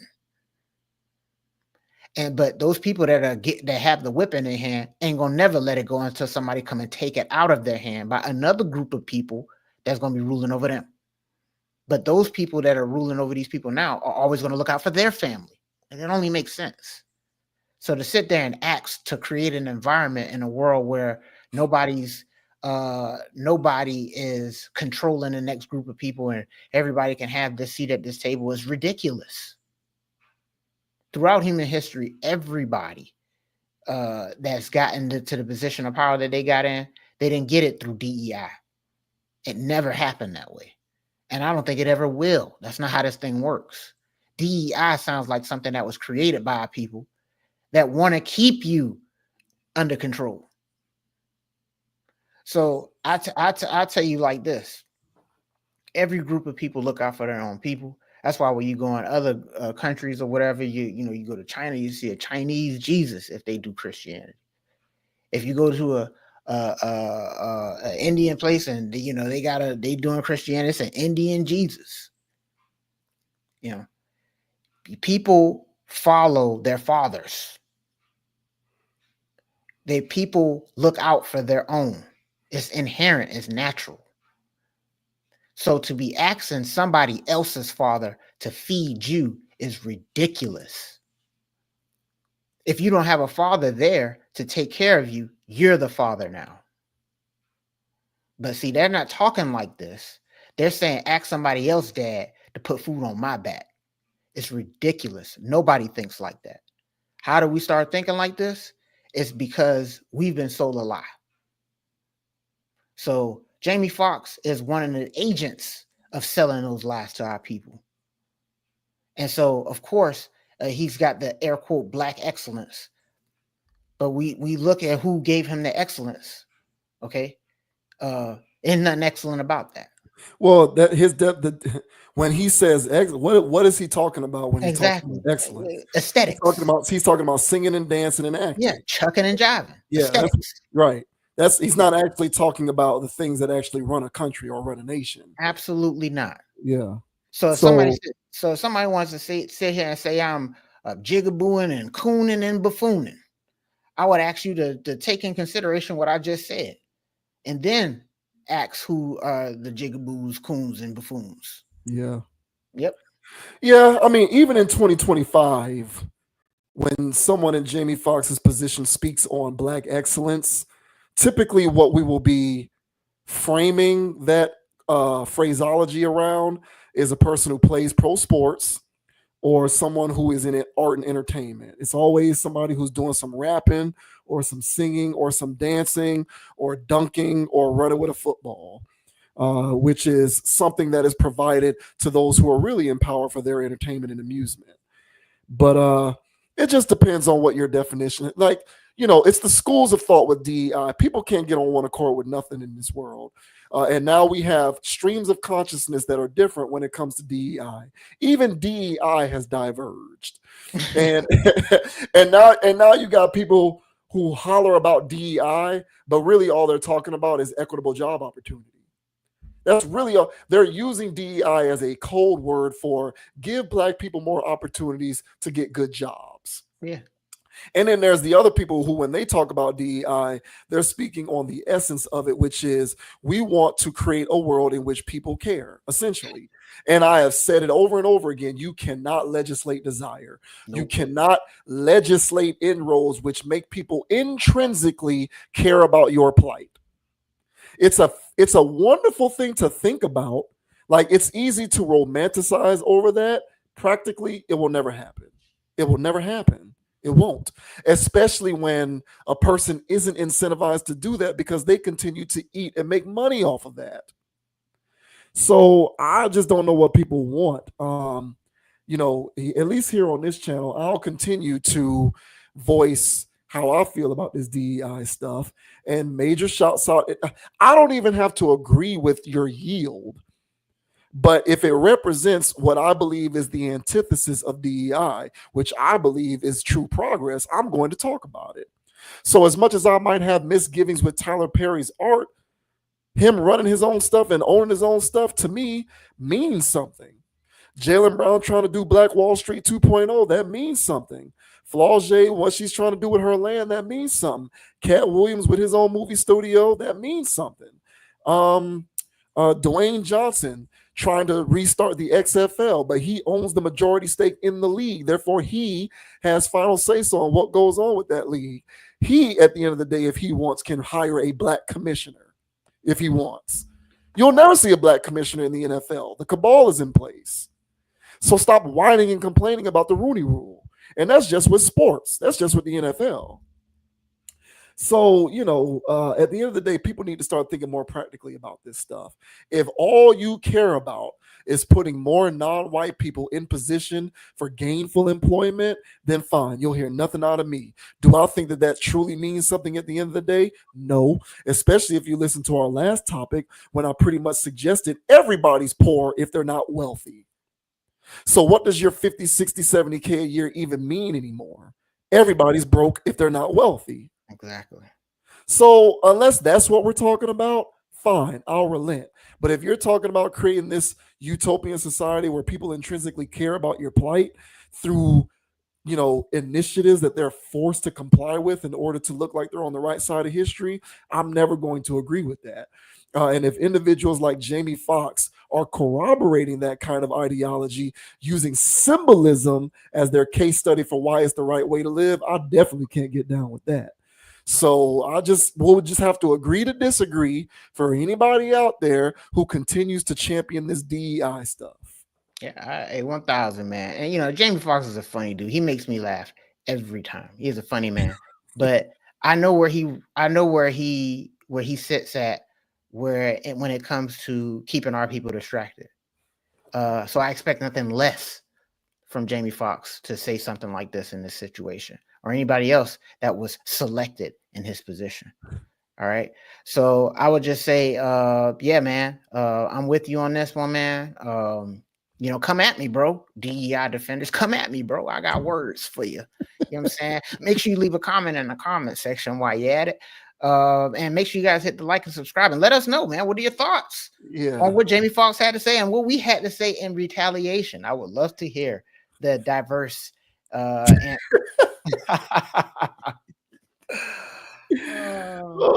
I really hope this video gets served up by YouTube. You know how they gonna do it. You know how they do. I really want people to really give me a constructive reason why DEI is this great thing. I really do.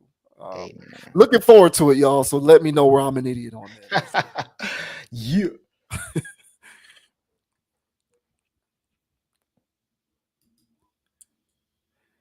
And now we have a continuation of this ongoing conversation surrounding the WNBA. Angel Reese is once again throwing subtle shots at the NBA because of her dissatisfaction over her pay via her WNBA contract. Have you watched any of this Unrivaled stuff? Have you seen it? I have not. I was mad that I missed it. I saw stuff of it, but I didn't know what it was. But now that I know it's over, I was like, oh man, I missed it. But I've seen a couple games. It's very bubble. It reminds me of the NBA bubble. Yeah, I don't know. To me, it's kind of gimmicky because the court is small. It's almost like the Big Three. It's almost like the WNBA's version of the Big Three, except the court is a full court, but it's a smaller full court. But be that as it may, I watched a few games and I see its appeal. It's an alternative to the WNBA, and most of the I don't know about most because I don't know the WNBA like that, but I do know a lot of the premier WNBA players participated in Unrivaled, including Angel Reese. And Angel Reese is using her Unrivaled success to essentially throw subtle dirt at the WNBA because of how much she makes and stuff like that. So that's what we're going to talk about here. So this says WNBA. No, I shared the wrong article. Hold on. Mm-hmm. Yeah, I shared the wrong article. So let me get out of that. And here we go. Should have lowered the damn rims. Did they do that at least? No, everything else is regulation. So this says Angel Reese seemingly kills WNBA again in Unrivaled celebration post. Angel Reese is not afraid to be outspoken. The Chicago Sky star has been very vocal about the stunningly low salaries of WNBA players, including her own contract, which is 4 years, $324,383. The 22-year-old power forward's base salary in 2025 will only be $74,909. So when the former LSU Tigers standout and Caitlin Clark, college nemesis, earned an extra $50K as part of the inaugural unrivaled championship team with the Rose Basketball Club, she wasn't shy about the disparity. Responding to the always humorous Sydney Colson, Clark's Indiana Fever teammate on X, Reese wrote, "Hey sister, I'm doing well, just won 50K on a flight. I know you are very aware, and I'm sorry to break it to you, but I'm on a rookie contract, and that 50K was a little more than half of my contract, so I have to keep that to myself. Sorry. Give me a few years and I got you. Be well." So this was Sydney Colson's original post that Angel Reese responded to.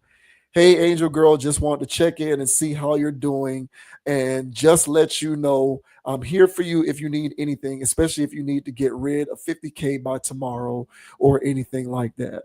Hysterical. Yeah, so that was Sydney Colson basically jabbing Angel Reese on winning the 50K and saying, "Hey, if you want to spend any of that, I'm here." The brand empire builder, having deals with blue chip companies like McDonald's, Reese's, and her own shoe and clothing line at Reebok, doubled down on her smack talking, seemingly crushing the WNBA again in her Instagram post. "For 10 weeks, I hung with some dogs, but also turned some dogs into food. Thank you at Unrivaled Basketball for allowing me to be a part of history. I created bonds with women that I would have never thought, but I really needed that will last a lifetime. I was able to grow, learn, make mistakes, build confidence, cry, laugh, smell my flowers, beat the odds, and understand the value of what it's like to be treated like a pro. This is the standard for what we deserve. Even though it was an inaugural season, the expectations were through the roof, and I'm proud to say I was a part of history."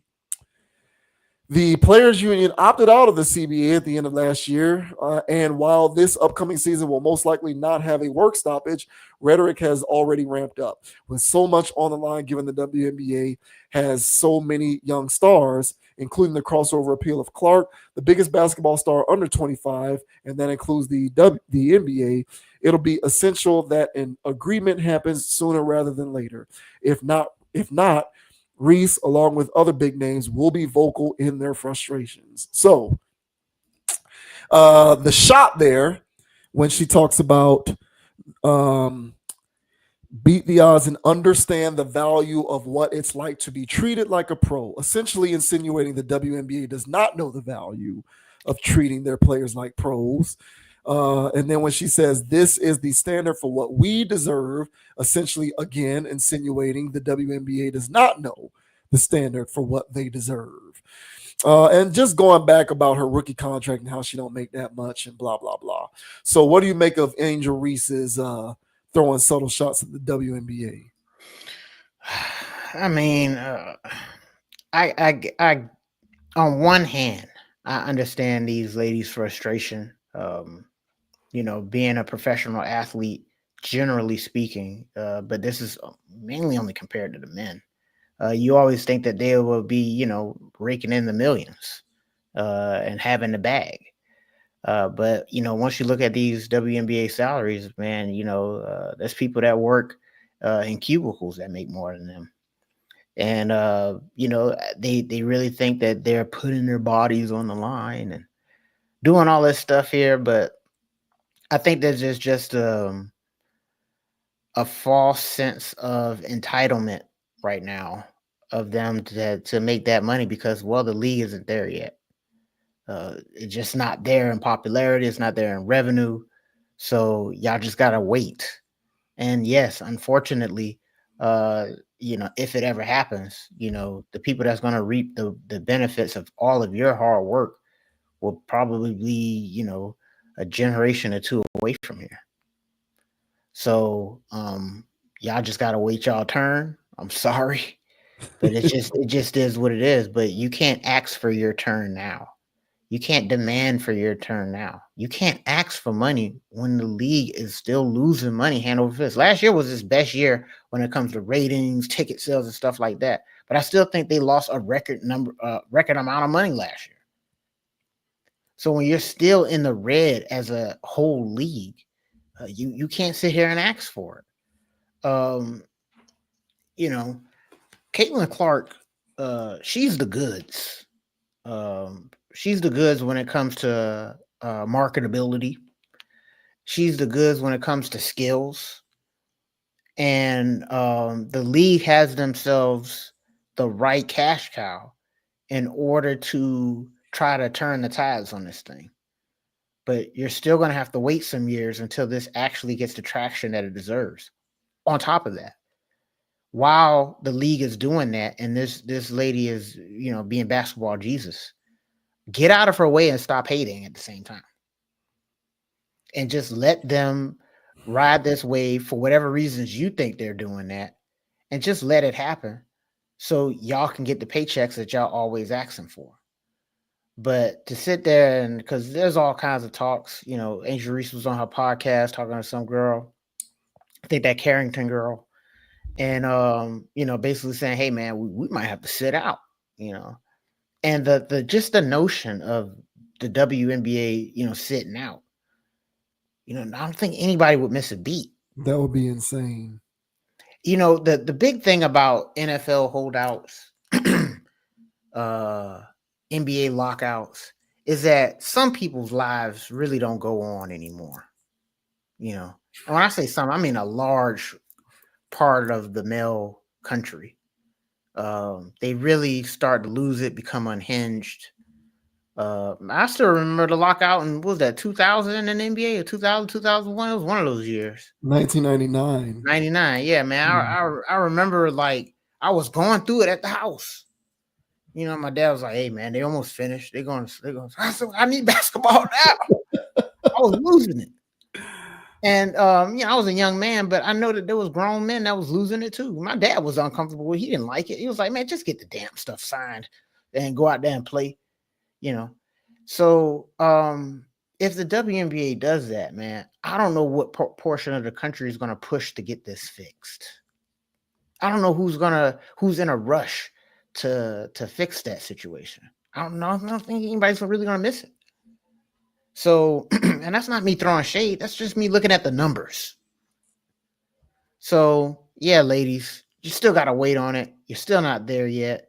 I like the idea of having a different type of women's basketball. Maybe people will watch it. So, a smaller court, less players. So you only got the elites. Lower rim. So y'all dunk on each other. I don't know, man. You might have to drop the traditional model in order to actually make a product that sells. So we'll see how much revenue this thing generated if it's giving out that much money to the winners. We'll see how all this stuff goes. But I think that this was a good idea to see if another type of business model with these women will land. And if it does, then that'll have to be the product. Because right now, what the WNBA is doing right now, mimicking the men's league, it's just not enough. Even though these women are talented, I know they are. But I think people have just seen a new level of talent in Caitlin, and people want to see 5-on-5s with Caitlin Clark's going on, or 5-on-5s with Asia Wilson's, And until we get to that point, people are going to keep tuning out if they're missing layups. But what are your thoughts, bro, on Angel Reese out here sending subtle shots to NBA? And honestly, even on her podcast, going as far as saying, man, we might have to sit out this year or next year or whatever. What are your thoughts, man? To quote Charles Barkley, if they sit out, they be an idiot and a fool. I don't know I don't know what point they be proven by sitting out. So this is according to Sports Pro. This is an article that was written October 21st, 2024. So this was after the most recent WNBA season. WNBA season is played during the summer. This says the WNBA to lose $40 million in 2024 season. NBA won't see returns for years. So this says the WNBA is enjoying surge in popularity, posting record attendances and viewership. NBA owners reportedly want more transparency from Commissioner Adam Silver about return on investment. Hysterical. The Women's National Basketball Association is set to lose $40 million this season, and the NBA won't see any returns from the league for the foreseeable future, according to the New York Post. It has been a record-breaking campaign for the WNBA, which has posted record viewership and attendances that have been fueled by a standout draft class spearheaded by Caitlin Clark, as you brought up, Caitlin Clark. The WNBA also had its most watched regular season in 24 years at the end of September. So all of this stuff is good, right? How it goes on to say, however, that engagement is yet to translate to the bottom line for the NBA, which reportedly owns 60% of the WNBA and has pumped hundreds of millions of dollars into the league since its 1996 formation. The New York Post also states that when combining the WNBA owners' personal stakes in WNBA teams and the WNBA itself, the ownership amount rises from 60% to 75%. The purported loss of $40 million is an improvement on the $50 million that it was projected to lose earlier in the year. However, it doesn't disguise that the WNBA still remains unprofitable. Right. With NBA Commissioner Adam Silver saying in 2018 that the WNBA had lost an average of more than $10 million annually since its funding. The WNBA is set to get as much as $2.2 billion over 11 years from the 2026 season as part of the NBA's next domestic broadcast rights deals, with the league also set to offer 2 additional packages of matchups independent of the NBA, which could push revenues even higher, possibly as high as $260 million.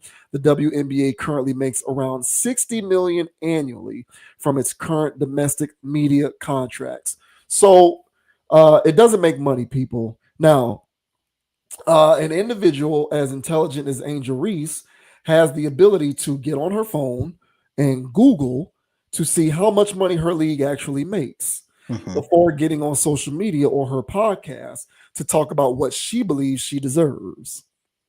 The numbers simply do not add up. So to suggest that you deserve something that simply doesn't exist, to me, doesn't make sense. Right. But of course, it does make sense, because one of the easiest plays that a person can make nowadays is to get on the internet and complain about how much women suffer. It's a galvanizing force. You know, if you ever want to get a bunch of people rallied behind a message, just get online and talk about how Black people are suffering, about how women are suffering, about how LGBTQ people are suffering. You know what I'm saying? Just say we're suffering. And despite the numbers and the statistics, which would suggest that it makes sense why this is happening, you can just say, hey, our plight is so terrible. Have some sympathy for us and get behind us as we continue to complain about things that otherwise don't exist. I don't understand this. There's room for the WNBA, obviously, to grow, but things take time. You have to first become a league that is in the black, making money, before you can actually start to pay people more. And even once you start to make more money, it's going to take many years before you are able to sustain it over a consistent period of time before you can then start paying people more in salary. Where is the money coming from to pay you more money, Angel Reese? Your league lost $40 million in its most recent season. So where is the money supposed to be coming from? But see, people like her can turn my words around to make it seem like I hate women. You're a misogynist. Yeah. So and that's the beauty of her talking like that. That's the beauty of it, is she can just go straight SJW and turn my words around on me to say, oh, I must hate women. Because I'm using facts, data, and statistics to support my belief that there's actually no money anywhere for you to be paid more. Right. You're being paid what you're being paid now because the NBA owners are funding your sport. Correct. And they're losing money each year on this. They're losing money. Personal stake. So I say in about 10 to 15 years, now, unfortunately for you, Angel Reese, you'll probably be retired by the time the WNBA starts to make money. But oh well, at least you can be recognized as a pioneer. That's what I'm saying. Right on that. Yeah, you'll still be a Hall of Famer. You'll be a Hall of Famer. You'll be recognized as a pioneer. You'll get a lot of credit for being a trailblazer. But are you going to recoup any of the benefits of this? Probably not, because a lot of this stuff takes time. It's a seeded venture. It needs time to grow. There's no money for you to be making more money. So I don't know what are you talking about? But there's no logic inherent in her words. She's just doing the thing that people do, which is I'm going to complain about my suffering as a marginalized member, as a member of a marginalized group. And of course you can get down with that, because if you don't, you must be a hater inherently. So, I mean, I don't like her bitching and complaining. Honestly, I don't. The data doesn't support what she's complaining about. And so at the end of the day, she can keep talking like that. But, you know, she'll also get on Instagram and wear all her sexy outfits and be an influencer to supplement the income that she's not getting from her contract, because she's playing for a league that still continues to lose money each year. $40 million. I don't know where you think the money's coming from. Yeah. And I would say that, and I agree, bro. And I would just say that, you know, yeah, she's got to be content with the pioneer stuff. And, you know, of course, there was the Lisa Leslie's and the Rebecca Lobos and stuff like that, where you know, they were the forefathers. You know, there's the one that came over on the Mayflower. You know what I'm saying? They came over on the Mayflower. So, you know, they were here when it was just nothing but trees. So, you know, Asia Wilson and them and all these other ones that are balling in their own respective rights, you know, when the league it looks like finally turning the corner when it comes to popularity, at least. Yeah, man, you know, there's still, you know, horse and carriages out there, y'all. So somebody's got to be the Thomas Edison, and somebody's got to be the other person, and y'all gotta do this thing out. And so when it comes to the pioneer thing, she's already having this built in if she just stays the course when it comes to her marketability. Because when it comes to, like I mentioned, with Caitlin Clark and her marketability, so is Angel. And so Angel is getting all these endorsement deals and all of this stuff that is exceeding her salary, but so be it, you know. I would just say that what she's doing for the game when it comes to that is going to be looked at later on down the line as pioneerisms, not the you know, thought pocket popping that, you know, or any of that other stuff.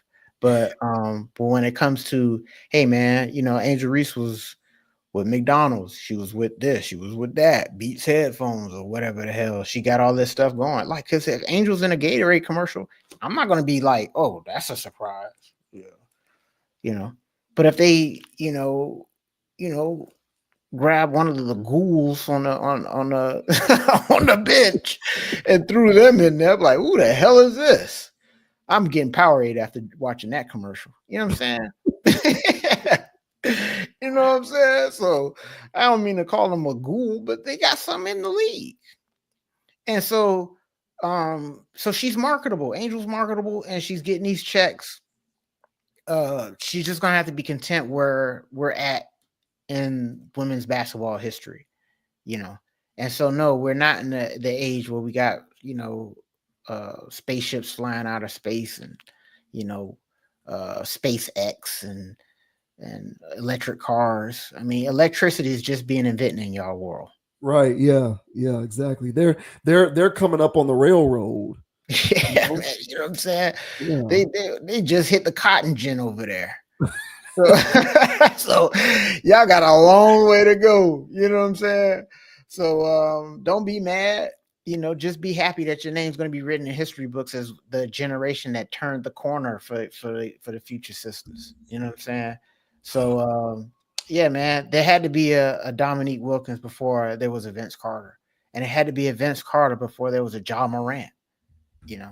This is where we're at. There's an evolution when it comes to the bankrolls, and y'all are just at this stage now. But be content with the checks you get.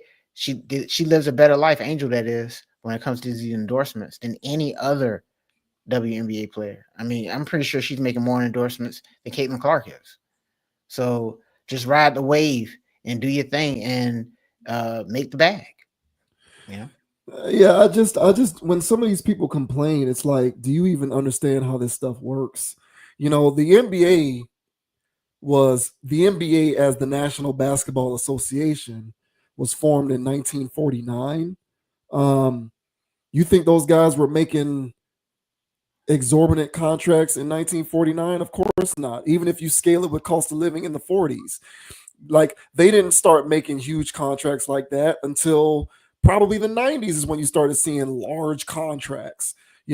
Michael Jordan famously, I think, only made like, I don't want to misquote it, but it's some number that if you juxtapose it by today's standards, it's like Jordan made that much, and that was the most money he ever made in a season. And Pippen's was even more laughable. Yeah. Let's see. Yeah, in the 97-98 season, Jordan earned $33.14 million. Now guys are making $300 million. Guys are getting $300 million contracts. Yeah. They're making $70 million, $80 million a year, depending on the player. Like, this stuff takes time to seed and grow. And the problem with WNBA, I don't even want to say all WNBA players. The problem with people like Angel Reese is they are way too preoccupied with comparing themselves to men. Right. If they just looked at themselves in a vacuum in their own right and just embrace the individual journey that they are supposed to embark on, her mental psyche when it comes to this conversation would be much more at ease. But she spends way too much time comparing herself to men in the WNBA. Like, your league, the WNBA just started in I was 10 years old when the WNBA started. For all intents and purposes, it's a very young league. Y'all just getting out here in this thing. I was born in 1986. I was alive for 10 years before y'all became a league. The internet as a consumer product was around for like a year by the time y'all became a league. You think you're supposed to be making $100 million right now? Like, you know what? Someone needs to ask Angel Reese, what do you think you deserve? I would love to hear what her answer to that question is, because the math doesn't math on this stuff. I don't think people who talk like this come from a place of logic. They come from a place of bitterness because they're not men. And I don't mean that in a disparaging way to diminish women, but you keep comparing yourselves to NBA players and men and NBA salaries. It's non-comparable at this moment in time. Like, they had a 50-year head start on y'all as a league that existed. And if you talk about the other leagues that predated the NBA that eventually went into forming what became the NBA, it even precedes the 40s. So, like, this stuff takes time.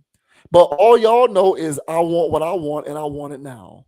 Give me more, give me more, give me more. A very entitled, selfish, narcissistic way to look at the world. But that's how humans have been programmed to think, inwardly. There's no basis upon which to justify how she feels about this. There's no data to back any of this up, other than if you want to hitch yourself to the wagon of, y'all just want us to suffer. We're being held back. Y'all are holding us back. Y'all hate on women, and y'all are holding women back. Unless she's going to hitch her wagon to that rhetoric, she really has no leg to stand on, her and others like her. So they can continue to complain and get on their little podcast and bitch, moan, and whine about this stuff. But give it time, and eventually everything that you think should come to fruition will. It's just not going to happen yet. And it's definitely not going to happen while you're losing $40 million in a single season. Yeah, man. So... we'll see what goes on with these people, man. But Yeah, I like that angle of just be happy with the pioneer route, and you'll be heralded for a long time as one of the women that kicked down doors. And a lot of young ladies are going to grow up saying that they playing in the league because they watch Angel Reese, and just be happy with that, man. And while you're also doing that, just keep finessing the endorsements. Which she will. Yeah. So I mean, just ride out with that. Don't compare it.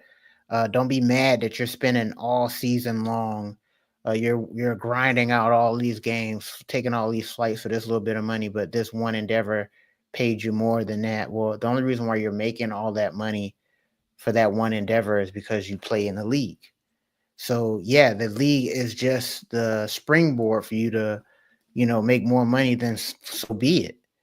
But as you mentioned, when the NBA got started, man, those other guys, they had other jobs and they had other things going. So yeah, just embrace where you're at in the journey. And I get your frustrations. You don't want to be making as much as a shift manager somewhere, but it is what it is. It is what it is, yo. Like, it's just, I don't know what you want. Um, you know, we talked off camera about this, and I'll just bring it up here. I worked for a company once that was not earning any revenue, not making any money. Did I want to be paid more money just in terms of my general quality of life? Sure. Of course I did. Was I running into the CEO's office demanding that they pay me more money because other companies can pay their employees more? Exactly. No, those other companies are bringing in money. Exactly. I work for a company that doesn't turn a profit. So, I'm going to work for a company that doesn't turn a profit, but then go, woe is me about what I deserve. I just don't understand the logic behind stuff like this. But, people really don't see logic in things. They just go off of. When you're a basketball player, you're not an employee anymore. You're a celebrity. And this is chump change for a celebrity. That's what they think. They feel like their air quote lifestyle should match their level of celebrity and notoriety. That's fine.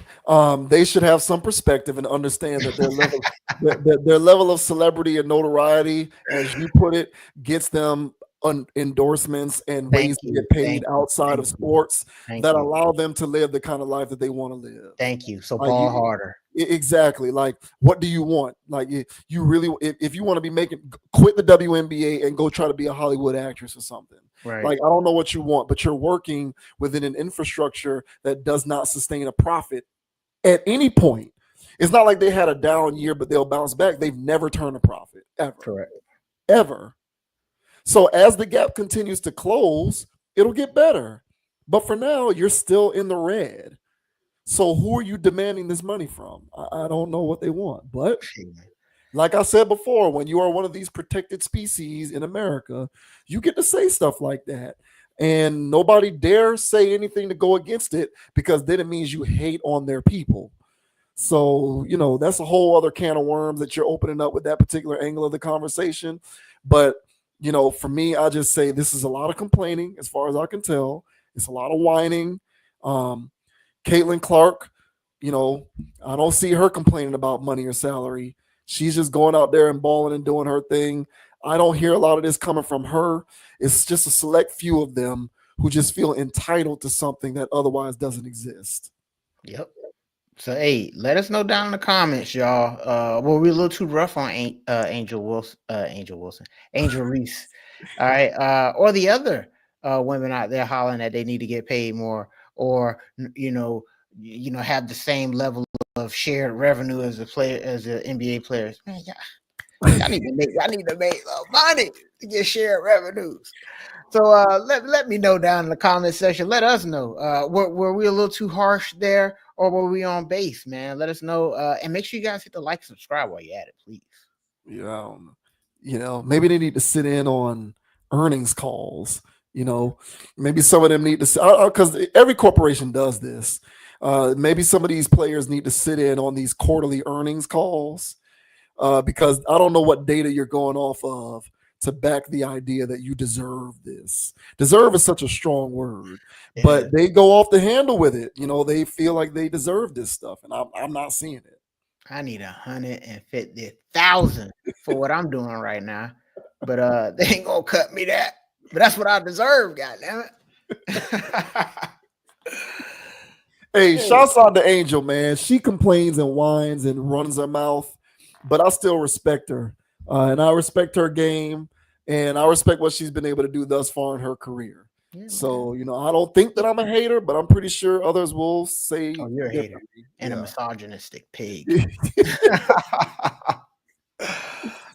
Hey man, keep grabbing them rebounds, Angel. You know what I'm saying? Yeah, you doing your thing.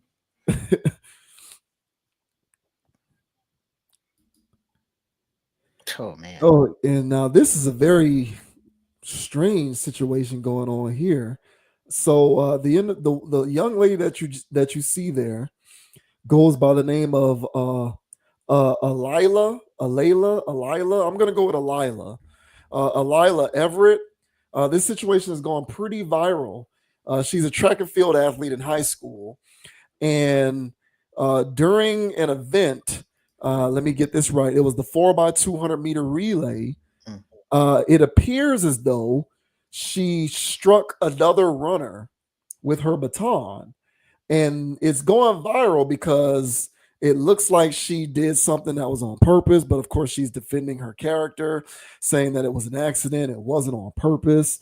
The girl who was hit in the head suffered a concussion. You know what I'm saying? So this thing is just going crazy. The video is really what went viral because it kind of looks like I'll just let you be the judge because we're gonna go ahead and play it. But yeah, it's kind of gone viral because she's responding. They held a rally in defense of her, where a lot of people in support of her are coming out to say, "Hey, this is not her. The kind of treatment that she's been getting is not right." They're defending her character, saying she'd never do something like that on purpose. She as well also defended her character, saying she'd never do something like this on purpose. And so this thing has grown wings. So we'll go ahead and now they pressing charges on the girl. They're pressing charges on her? Yeah, now they're pressing charges on her. So this is the angle. And so that rally was like in support of her. So you know what I'm saying? That they don't right, because it says she's charged with assault. Yeah, that's crazy. Yeah, man. Yeah. So this says rally held in support of Virginia runner charged with assault and viral baton incident. More than 50 people attended a rally outside IC Norcom High School Thursday night in support of the runner charged in a track baton incident that has since gone viral. Video of last week's indoor track state championship shows IC Norcom athlete Alayla Everett and Brookville High School athlete Kaylin Tucker during the second leg of the 4x200 meter relay finals. In the video, Tucker can be seen being hit in the head by Everett's relay baton. Judges quickly disqualified the Norcom team after the incident. The Brookville runner has a concussion and a possibly fractured skull, according to Bethany Harrison, Lynchburg Commonwealth's attorney. Harrison confirmed that Everett is facing one count of assault and battery. The viral attention garnered by the video has led to harassment and death threats directed at Everett, who maintains that this was an accident. During Thursday's rally, a tearful Everett thanked those who have shown support, maintaining that what happened during the relay was not purposeful. "I would never do anything like that. I would never harm anybody. I'm not a fighter," she said to rally attendees. The rally was organized by Jermaine Green, a parent of 3 Norcom student athletes. "I thought it was devastating to watch what this young lady was going through. As a former athlete that ran track, this is unintentional," Green said. The president of the Portsmouth NAACP, James Boyd, also spoke at the rally. "She is not an attacker. Alayla is an honor student at Norcom High School. We are not going to sit back and allow the criminal justice system to define her." Everett's mother stood by her daughter's side during the rally. "My baby didn't do it. I know who I raised. I'm going to stand up for mine 10 toes down." Got to put that 10 toes down in there. Got to, bro. Yeah. So we'll go ahead and get off this and we'll play some sound of Alayla defending herself, which will also include obviously footage of what took place at this relay race. So here we go here. Crazy. Feelings. So you're physically hurt, but you're not thinking of my mental, right? They're going off of one angle. A couple times hitting her, my baton got stuck behind her back like this, and it rolled up her back. I lost my balance, and when I pumped my arms again, she got hit. I know my intentions, and I would never hit somebody on purpose. They're assuming my character, calling me ghetto, racist slurs, death threats, all of this just because of a 9-second video. All right. So what do you make of this situation? Look, man. Damn, bro. Listen. I felt like, you know what I'm saying, just from the visuals, I mean, it looked pretty intentional to me.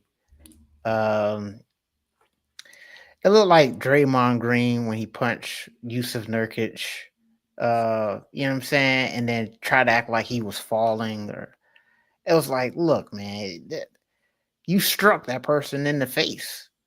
And so in this context here, I saw multiple angles. I saw slowed down stuff, grassy knoll. I saw all of it, bro. Look, man. She cocks her arm back and swings forward. She's even looking at the back of that girl's head while she's swinging, in my opinion. So to me, this looked intentional. At first, when it went viral, it was just going viral because of what's going on. Then this video of the Everett girl just crying, just saying, "What about my mental health?" But then once the internet got their hands on this, and the forensic investigators were doing their forensics, yeah, man, it was enough, internet fodder going around to where people's like, you know what, the victim in this situation, or alleged victim, decided to press charges. So how do I feel about that? Hey, man, it was assault, I guess, technically. I don't know what's going on with that. I don't know if they're planning on just pressing the charges or trying to sue the school or sue something. I don't know what's going on with that, or it's just the principle of the matter of this girl's got to pay for almost whatever in our baby. Because people got to think about this. If this is intentional and that girl did get concussed or a possible skull fracture, that's pretty damn serious. And it could have went any kind of way. I don't watch enough crime channels and stuff like that, man. A baton, even though it's lightweight, moving at that speed, it is considered a blunt object at that point. And it could have hit her the wrong way, and she could have fell the wrong way. Who knows? So if that was my little girl out there running that got possibly hit like that, I'll be beside myself as well.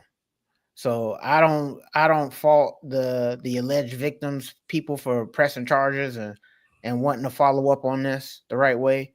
For this girl over here that tried to Dennis Rodman and Draymond Green the situation, I can't really go for the tears. I really can't go for it. I really would have just, if this was genuinely an accident, this is stop the presses. I apologize. Let me see if this person's okay. None of those things were happening. There's stuff out there, videos where people were saying like, hey, the girl herself didn't even, apologize afterwards.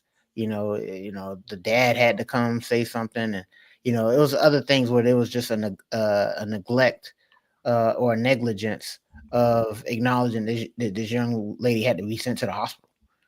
So all in all, it's a crazy situation, yes, but I can't buy these tears. They're crocodilish in my opinion, and of course they're not going to want charges being pressed on them. And last thing I'll say is, of course, the NAACP is going to get behind this. There's other serious things going on in the world, man.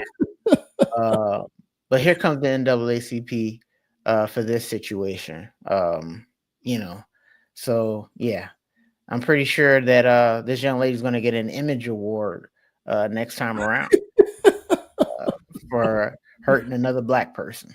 But what are your thoughts, man, on this whole situation, dude? This whole situation, this young lady allegedly swinging the baton and hitting this young lady in the back who had a concussion and a possible skull fracture. What are your thoughts, man? Yeah. I don't know what I'm missing.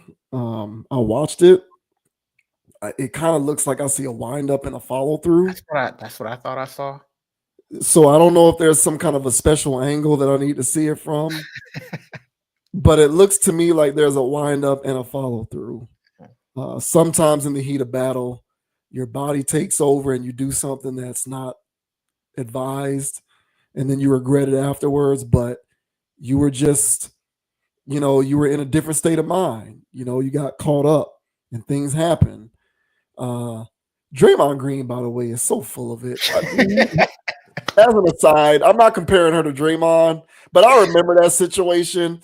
And it's like, bro, you really think people are that dumb out here to believe that you were falling back and you were trying to brace yourself, and that's why you punched him in the face? That's what she just said. I know, bro. It's a Draymond situation. It is. I'm trying to be sensitive here. All right. My bad. I'm trying to be sensitive here, but I mean, I see a wind up and a follow through. That's what I see. It looked like she meant to do something.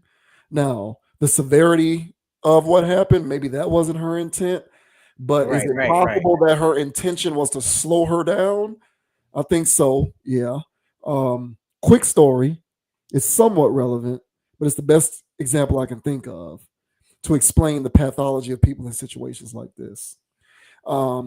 Way back in 2005, I got my very first car. It was a 2000 Nissan Altima. Oh yeah, yeah. I remember that. It was a baby blue. I named it Caroline. And, it was during. I was home. I was home on my first summer break from college, and got my car, my first car ever. I was so excited. I'm 19, and I'm driving around. I dropped my sister off, so I believe my sister at the time worked at the McDonald's around the corner from the house. So I drove her to work, dropped her off.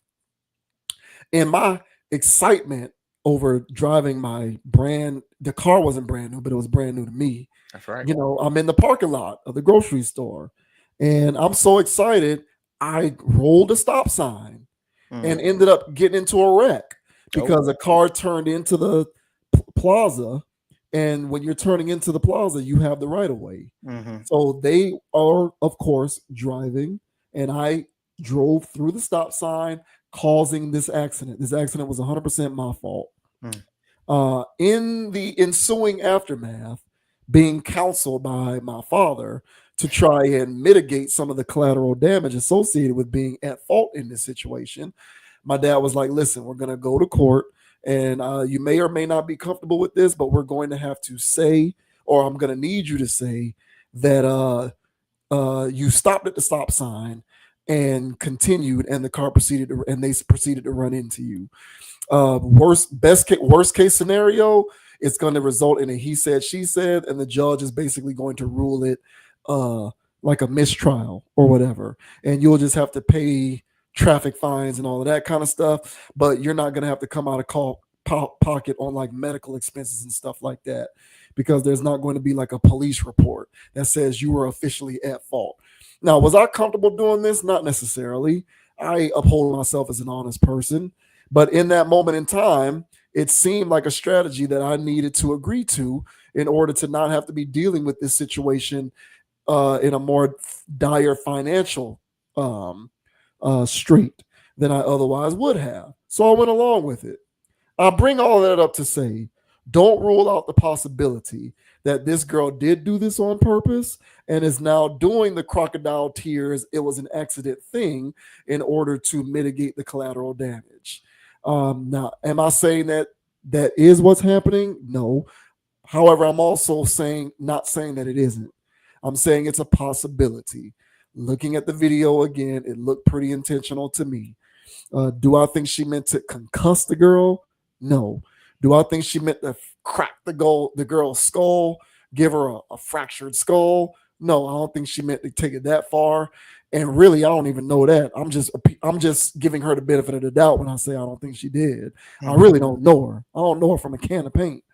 But in situations like this, you deny, deny. Even if video evidence suggests that that's not the case, you just continue to deny. I know that this happens because I've done it before. Thankfully, there were no video recordings of my car accident. Otherwise, I'd have less of a leg to stand on. But this looks to me like it was rather intentional. So it is what it is. I hope everybody involved in this situation comes out of it as unscathed as possible, because she's a 17-year-old. She's got too much life to live to be dealing with this for too much longer. And yeah, the whole NAACP. The only thing about this that stinks to me, and reading that the NAACP was at her rally. I'm inclined to believe that she was also coached to play up the race angle, talking about how she's being called a racist and all of this other stuff. Like, okay, yeah, that's low-hanging fruit. But at the end of the day, this looked intentional to me.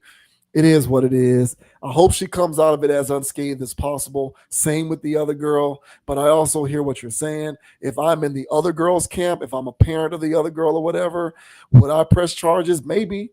I mean, she has a concussion and a fractured skull. I don't know what you want me to do. Right, exactly. But yeah, playing up the whole, because now she can just basically become a victim. Oh, they're calling me. Yeah, they're calling me racist, blah, blah, blah, blah, blah. And it's like, well, you kind of did this. So, right. I don't know. It looked pretty suspect to me. It looked suspect, man. And yeah, and that's what I was thinking too, bro. It was like the plausible deniability angle of because I don't think she intended to concuss the girl. Yeah. So that was an accident. But okay, which part was an accident?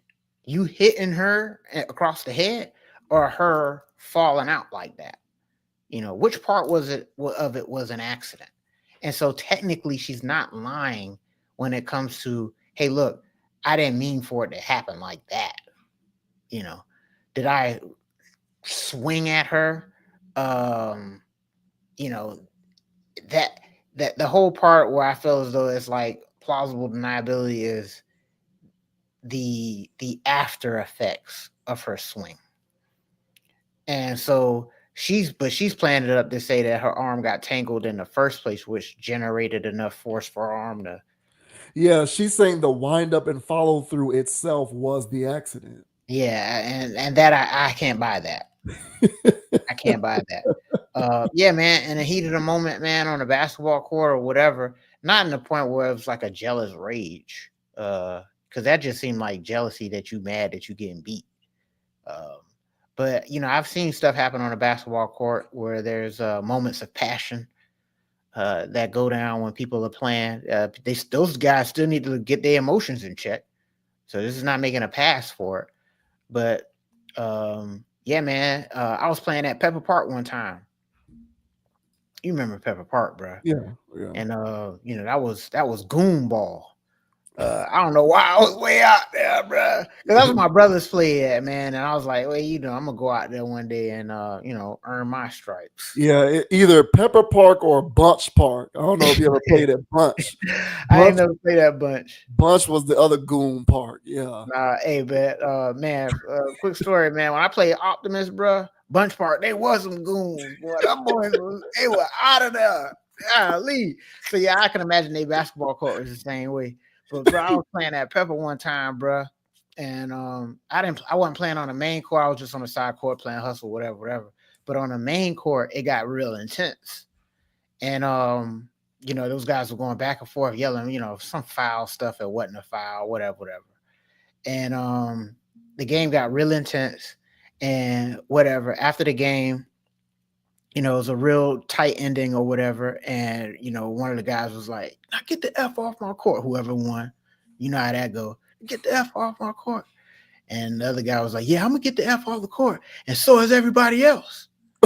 Everybody's like, hey, what you talking about, man? So, that, he pulled the whole number that he's going to go pop the trunk. So he was he was steamrolling to the car. Everybody cleared it. So yeah, myself included, I got the hell out of there. Now, did he actually go shoot up the place? I know he didn't. But that whole exchange there, let's say he did, come back and start clapping at whoever, and then end up somebody else getting hit, even though the intended party doesn't deserve it either, but somebody else, got hit, then that's a wild situation. Hey man, I was just trying to scare the man. Well, why'd you go to the trunk and pull out the car? I mean, pull out the gun. So in this situation here, even if you didn't intend to like really injure the girl, cause this whole situation, be recorded, get outed on the internet, if you didn't anticipate all of that, then why swing in the first place? But people got to get their emotions under check, man. So I don't care if it's a woman playing sport. You're a misogynist if you think that she shouldn't get her emotion. Yeah. So I don't care what sport it is. You need to get your emotion. You're an athlete first, and you should have more respect for the game than that.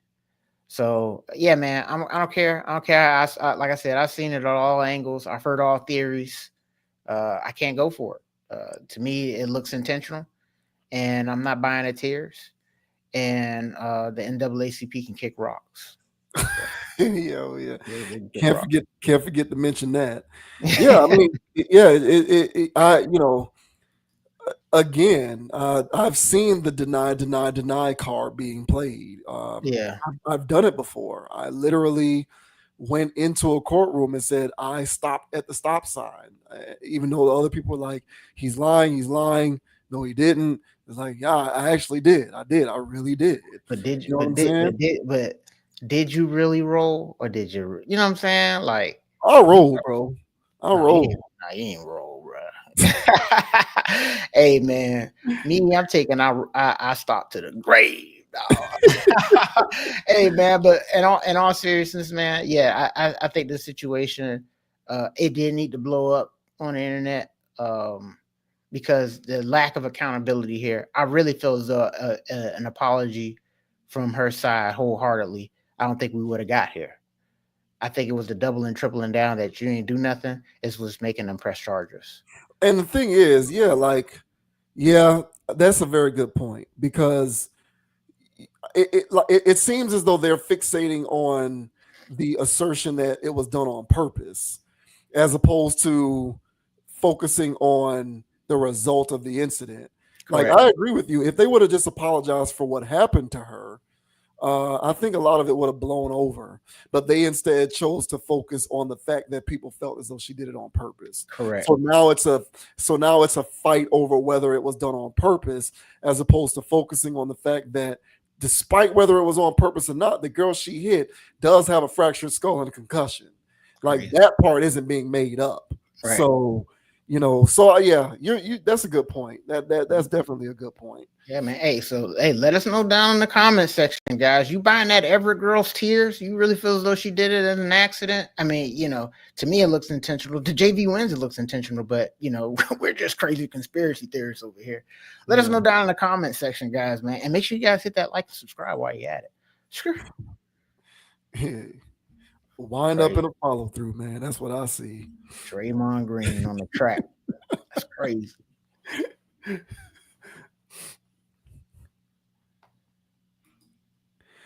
Lastly, we are going to get into this guy, Jonathan Majors, formerly King the Conqueror of the MCU. All of a sudden, there's some audio being released to the public of him admitting to aggressing his ex-girlfriend, the woman who was at the subject of their legal back and forth. He was being charged with like felony assault or aggravated, whatever he was being charged with. Mm-hmm. And, he suffered a lot of collateral damage as a result of this situation. He was like an advertiser for the Army. They fired him. He was playing the character Kane the Conqueror in the MCU. Disney fired him. He had a movie that was supposed to come out. It got delayed, and now it's finally seeing the light of day after all these months. So I would say that he has definitely sustained a considerable amount of damage in lieu of the situation. A situation in which, at the end of the day, no one really knows all the details of what happened except for these two people. But I would say that he has sustained some damage as a result of this. Up until this point, he always asserted that he's never been physically aggressive towards a woman. But now all of a sudden, there's this audio recording in which he is admitting to have done this. So this says, I aggressed you. Jonathan Majors reportedly admits to assault in audio recording. Jonathan Majors evidently admitted to battering ex-girlfriend Grace Jabari in an audio recording that was obtained and published by Rolling Stone on Monday, nearly a year after the actor avoided jail time after being convicted of assaulting and harassing her in a separate case. The clip of Majors, 35, surfaced days before the theatrical release of his delayed film Magazine Dreams. And as movie industry colleagues endorsed his attempts at a career comeback, it also seems to contradict his denials that he ever physically harmed Jabari or women in general. In the recording, as reported by Rolling Stone, Majors can be heard acknowledging that he shoved Jabari against a car as well as squeezed her neck with his hands. Damn. I'm ashamed. I've never been aggressive with a woman before. I've never aggressed a woman. I aggressed you. Major said on the 28-second clip, which the outlet said was recorded in the aftermath of a days-long fight between him and Jabari, a dancer and actor. You strangled me and pushed me against the car. Jabari, 32, can be heard replying. Majors in turn said, yes, all those things are under aggressed. Yeah, that's never happened to me. Asked if he attacked her for saying something sarcastic, Majors answered, well, it's clearly more than that. Jabari remarked, something inside you, prompting Majors to say, yeah, towards you. In December 2023, a jury convicted Majors of misdemeanor assault and harassment during an argument earlier that year, which began in the back seat of a chauffeured car, but then spilled out onto a Manhattan street. Jabari described how Majors struck her in the head with an open hand, twisted her arm behind her back, and broke her middle finger by squeezing it. Majors at the time claimed that Jabari was the aggressor, having flown into a jealous rage, and that he was merely trying to regain his phone and get away from her safely. He also granted an interview to ABC News in which he maintained that he was reckless with Jabari's heart, not with her body, and he has denied ever having battered any woman. So that's enough of that. We'll just go ahead and cut to this little audio thing here, which again, where the hell is this thing coming from? But What is this? so here's this 28-second clip in which Majors says he aggressed this woman. I'm ashamed. I've never gone out. I never wrestled with a woman before. And it's just I've never aggressed a woman. I aggressed you. Like You strangled me and pushed me against the car. all those things are under aggressed. Yeah. You know, like that's never happened to me. So I Because I said something sarcastically, if in your eyes. clearly it's more than that. Yeah. Clearly that Something inside of you. yeah, towards you. Yeah. So based on that, it sounds to me like he's basically saying to her, I went there because there's something wrong with me. That's what I got from that. Yeah. Something inside you. So he's saying, oh, yeah, there must be something wrong with me, and that's why this happened. I don't know, man. Go ahead. Well, like, I don't know either. Listen, I'm against DV like the next person. All right. I don't stand for that. But what the hell is this? If I was Majors, I would say that this is AI. I would say that this is AI. Of course, why the hell would I say that? Who responds to something like something inside you? And he's like, yes, something inside. I'm like, what do you mean something inside me? Even if it was something inside, I'm gonna say that. But nobody responds to stuff like that. You know what I'm saying? You put your hands on me, and he said, yeah, I aggressed. Who uses terms like aggressed? Never heard that. Never. I don't care how vast this man's lexicon is from reading all of these scripts, doing drama classes and stuff like that. Nobody says I aggressed you. To me, this stinks. I don't buy it. Now, if he does talk like that, of course, if somebody does really talk like that, then they do aggress women. You know what I'm saying? They do aggress women. I don't trust nobody that talks like that. Something inside of you and you agree to that. I'd be like, what the hell you mean something inside of me, man? What the hell what you getting at? So to me, this whole story is a bit bizarre. Wild timing. If this lady was sitting on this the whole time, why are we just hearing about it now? Yes. To me, this is all too bizarre. So when I saw this streaming across headlines, Jonathan Major basically admits to putting hands on this woman, and I heard the audio. To me, it's strange. I would say that. So so yeah, man, this man deserves all the level of scrutiny if he actually really did do that stuff. Who really knows? I mean, I know there's video and stuff, but nobody really knows what's going. At least I don't know. I wasn't there. I don't know the situation, but yeah, man, I think this whole situation is weird, and the audio, just coming in and mucking up the game, it just adds to how weird this whole situation is to me. But what are your thoughts, bro, on Jonathan Majors have some audio leak of him saying that he actually was the aggressor and aggressed his ex? What are your thoughts, man? My thoughts on it are people want more. So people want more of a pound of flesh. Mm-hmm. Like the only reason why I can imagine something like this would be coming out is because someone somewhere wants him to suffer more. Yeah. Like, and it's worth noting. This movie of his, was it Magazine Dreams, is supposed to be coming out this Friday.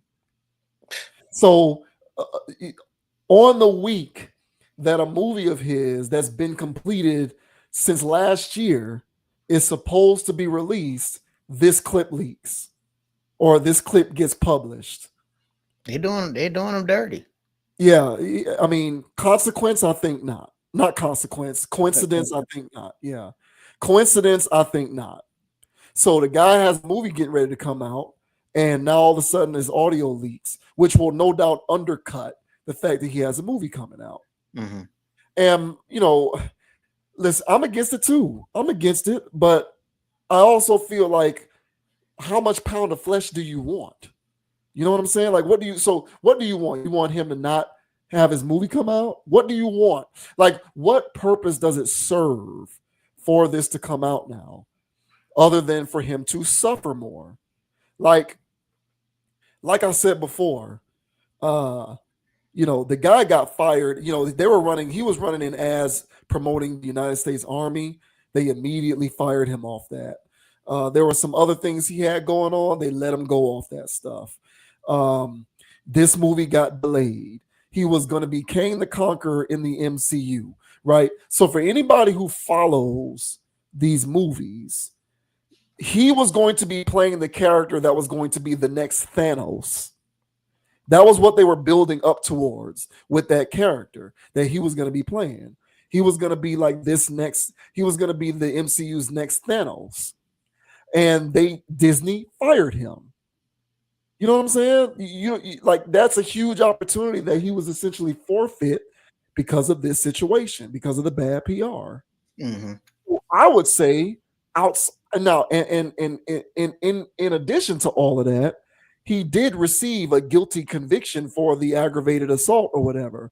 So it's not like in terms of the law, he got off. There's still a penance that he paid legally. So I feel as though he was paying a pound of flesh for everything that transpired, everything that at the end of the day still amounted to a he said, she said, because all you got is a grainy video and you don't know what was going on inside the car or whatever. You don't know. We don't know what's been happening between the two of them. So he paid the price in this capacity in these various ways, and that's not enough, because now we need to get the audio that leaks so that he can pay even more. So, that's my observation on this is, how much is a pound of flesh? Like, how much pounds of flesh should a person pay until it becomes sufficient enough? What more do you want him to pay? I'm not a Majors fan. I think he's kind of a weird guy. I think he overacts. Yeah, I think he's kind of a weird guy. But like, what more do you want from him? Like, the guy is already on the fringes professionally. Like, he's still viewed as radioactive in terms of the movie industry at this point. Like, he can't get anything. You want him to just die? What do you want? Yeah, they're crushing this guy. Yeah, so at least in the court of public opinion. Yeah. And so it's like, I guess public opinion in the world was not satisfied up to this point with everything that has happened to him. They needed more. And I guess this audio leak represents more. We can get more of a pound of flesh. It's very Chris Brown-esque to me, in terms of people just refuse to get over it. They refuse. Like, I feel like this guy's going to be dealing with this for a long time. Like, people refuse to get over it with Chris Brown. Like, get over it. That was how long ago? Everybody's moved on except y'all. Chris moved on. Rihanna moved on. Everybody's moved on except the peanut gallery. Y'all are the only ones that have moved on. You know it's going to be a gallery, bro. So yeah, like, this to me is just like the peanut gallery. They want more pound of flesh. That's what this feels like. Why release this now on the week that a long delayed movie of his is getting ready to come out? So it smells funny to me. As far as I'm concerned, the plot to me is not his guilt or lack thereof. The plot to me is his perceived adequate suffering and the fact that people want more of it. That's the plot to me. Yeah, and I didn't know he had a movie coming out, so that speaks to it. So either this is some weird cross promo, or this is him. This is, like you said, somebody really out there wanting this guy to eat sharp. Because I don't know. Radioactive is a good word. I don't know who wants to hire this man right now. You know what I'm saying? Like, he is a bad look. For whatever reason, well, I know the reason. There was video footage of the Ray Rice situation. That was pretty damn bad. But there's other NFL players that they did their thing. You know, people don't care about Kareem Hunt. He was just in the Super Bowl, man. You know what I'm saying? Like, some of those guys do their abuse and they're right back at it. Well, they're in a little bit of purgatory for a while, but yeah, eventually they do get there. Yeah, they get right back at it. You know what I'm saying? Hey man, this guy domestic violence, and they're like, oh man. That's what they do. That boy Jackson Hayes had for the Lakers. He had a little DV situation. You know what I'm saying? Had a little ankle injury right around there, so he missed games, but it blew over, and he's just right back out there, man. So I'm not saying that DV is something to shrug off, but I'm just saying that generally speaking, you see it go over in these industries as it's not a big deal. But they are really, hanging this guy out to dry, as you mentioned, like in the Chris Brown thing. So it's interesting to see when, domestic violence is, they string these particular situations out. I don't know what the algorithm is or the difference between one situation and the next. It can't be that some are caught on footage and some aren't, because there's other ones that are caught on video and those guys still get off. Or people forget about it. So yeah, man. I'm not a Majors fan either. I don't care for the guy. Acting, that is. I've seen his stuff. People say, "Oh, he's up and coming." I've seen, and me personally, man, I want to believe in good acting, and I think I have a pretty good barometer on it. And I didn't like it, so I didn't see what the big hubbub was in the first place. But yeah, man, if you're out here doing DV, bro, and then saying I aggressed you later, I don't know who talks like that, but apparently Jonathan Majors does. So yeah, man, this isn't going on trial. This is just some alleged leaked audio. So I would just say, as a rebuttal to this, it must be AI or something, and just keep going about your business. This to me, as you mentioned, it has a fishy smell to it because the timing of it is hella ironic. So yeah, man. I can't say best of luck to majors because you know what I'm saying. You can't be saying best of luck to DVers. Hey man, I don't know what to say. I ain't trying to get. I'll say best of luck to them because I don't think anybody should be judged into perpetuity on their worst mistake. Yeah, get well, Jonathan. Everybody deserves the chance. Everybody deserves a chance at redemption. It's not like the guy has a history of being a repeated offender. As far as we know, this happened this time, and he has since repented for it. But that's just not enough for the internet, and it's not enough. It's not enough. It's not enough for people. Like people want lifelong suffering. That's what I think. I think people want lifelong suffering, and I'm not trying to diminish. I'm not trying to diminish domestic violence, but I also don't think that it's okay that it be trivialized either. And it's like, we're getting to a situation where every other day or every other week, some guy is being accused of domestic violence. And it's just like, okay, like, what's with the uptick in all of these incidents? Like, what's going on here? Like, someone needs to look into that because is it that someone's just picking up the phone and saying, "Oh, this happened to me because this guy pushed me," or we got into a heated argument and I got shoved, and so now that's DV? Like, what's going on here? And I'm not trying to belittle it, but there's this weird uptick in all of these incidents with these high-profile guys that I'm not piecing together. Like, so all of a sudden we're seeing this, so I'm supposed to believe that all of a sudden all of these guys are just these abusers. Like, I'm not buying it. Personally, I don't buy it. So it does happen. It is prevalent, but the way that the wolf is being kind of unveiled in front of people, I think that's a bit curious, personally. But at the end of the day, I stand by my claim that I just don't believe in perpetual suffering. Me personally, I don't believe in it. The act that is committed has to be so beyond the pale heinous for me to really get down with the idea that a person deserves to suffer into perpetuity. I'm just never going to rock with that. Now, you become a repeat offender, you keep doing stuff over and over again, obviously we can revisit the conversation.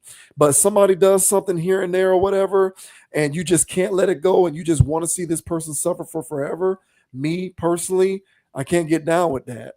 And, when you sort of also add that into the fact that this movie of his is coming out this week, and this is the week that clip comes out, I'm hollering suspect on that. So, I'm just not buying it. I'm not buying it.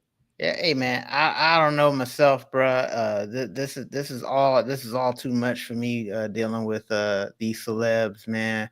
But most of them are centered around infidelities. Whenever I hear about these situations with these celebrity men, it's generally dealing with them trying to check their lady. And so, I would just say words to the wise of anybody, man. You don't even have to be a celebrity, bruh. You know what I'm saying? If you have reason to believe, you actually have hardcore evidence that she was, any of that stuff, man. There's no need to blow up the spot to the extent to where things are getting radical. Or much like how in this situation here, where he's being recorded saying one thing. If you find yourself getting in a heated situation, all cell phones at this point have recording devices. I will whip that thing out and record audio of y'all's situation, just so you can have something that can protect your name, just in case there ain't no film out there, and somebody wants to holler that you did foul because of this heated argument. You can have some evidence on your behalf, because you never know what's going on out here in these streets. Of course, there's people in the comment section will be like, "What do you mean they got him on tape? They got him on tape." Listen, I'm not talking about the major situation in particular. I'm just saying as a overall life lesson, man. when you out here dealing with these ladies and guys, when you approach them on their stuff, they like to get explosive. Nobody likes to get caught doing whatever the hell they were doing. So those people tend to get explosive and try to call you out. So I would just say, hey man, just keep an even head when dealing with these people, because it's always DV with these athletes and entertainers. Even though DV goes on in every regular situation, I would just say mainly it's dealing over infidelities, or I have reason to believe that you is. So I'm just saying, in those cases, y'all just keep a clear head and have evidence on your side. I'll say that much, man. And don't use words like I aggressed you. Don't ever say anything like that. It's just weird, man. But crazy stuff, man. Hey, but let us know down in the comments, y'all. What are your thoughts? What do you feel? How you guys feel about the timing of this whole damn thing? Anyway, automatically, like right before his daggone movie drop, I found that pretty odd myself. So yeah, man, let us know down in the comment section, man. Make sure you guys hit that like and subscribe while you're at it, man. You know what I mean? Yeah, well, we should have done that one. I don't think that should have been the one that we ended on. I don't like man. that. We always got enough wisdom and game for the people, whether it's the first topic or the last. So yeah, man, we always end on the bang, dog. All right. Well, yeah, that'll do it, man. JV Wans Dogon SS. Check us out. Instagram at ConApproach, CONAPPROACH. Check out the website, consciousapproach.com. Check me out on Instagram at JVWins, JVWINS. Check us out on Spotify, Apple Podcasts, and Amazon Music, where we are now available in audio form for anybody who cannot check us out on YouTube, as we continue to try to be any and everywhere at all times possible for you to get your fix of Conscious Approach on YouTube. Major shouts out to everybody who's been hitting that subscribe button, hitting that like button, leaving those comments. Our followership crossed the 1,100 mark. So very proud of that. This is very organic, and we've been just building this community off the muscle. So very proud of it. Until next time, as I always like to say, have a mind of your own, think for yourself. Don't be a group thinker, and we will certainly catch you on the next video. And the name is Dogon SS. And you can find me on Instagram at Dogon_SS, on YouTube, DraftKings, FanDuel, goddamn MySpace. Hey man, if it's a social media platform, X. If it's a social media platform, man, Dogon SS out there, man. Make sure you guys like, follow, subscribe, and all that good stuff there. And as I say on every pod, guys, all right, don't be too high, don't be too low. Keep it calm, keep it chill, keep it clear, and don't let anybody get you off your pivot. So until next time, everybody, we greatly appreciate y'all liking and subscribing, consciously leaving a comment and all that good stuff there. All right. So you already know what it is. More rings than Robert Ory. We'll see y'all in the next episode. Yeah, we're done. Hey man, listen, you guys, if you guys like galleries so much, go to an actual art gallery. Don't participate in the peanut gallery. Don't participate in the go outside and touch some grass. Stop doing all of that complaining about other people. Amen. And unless, all right, they doing Draymond Green on a racetrack, then I'm gonna be a part of the peanut gallery, bro. I'm gonna be out there. Hey, bro, is it what do you call them things? Steamed, boiled, roasted, boiled peanuts. Yeah, boiled peanuts. All right, y'all. We are out. Until next time, we are signing off. Thank you very much for tuning in. We'll see you later. Peace. Like and subscribe. Peace. Go Cards. Yeah. And the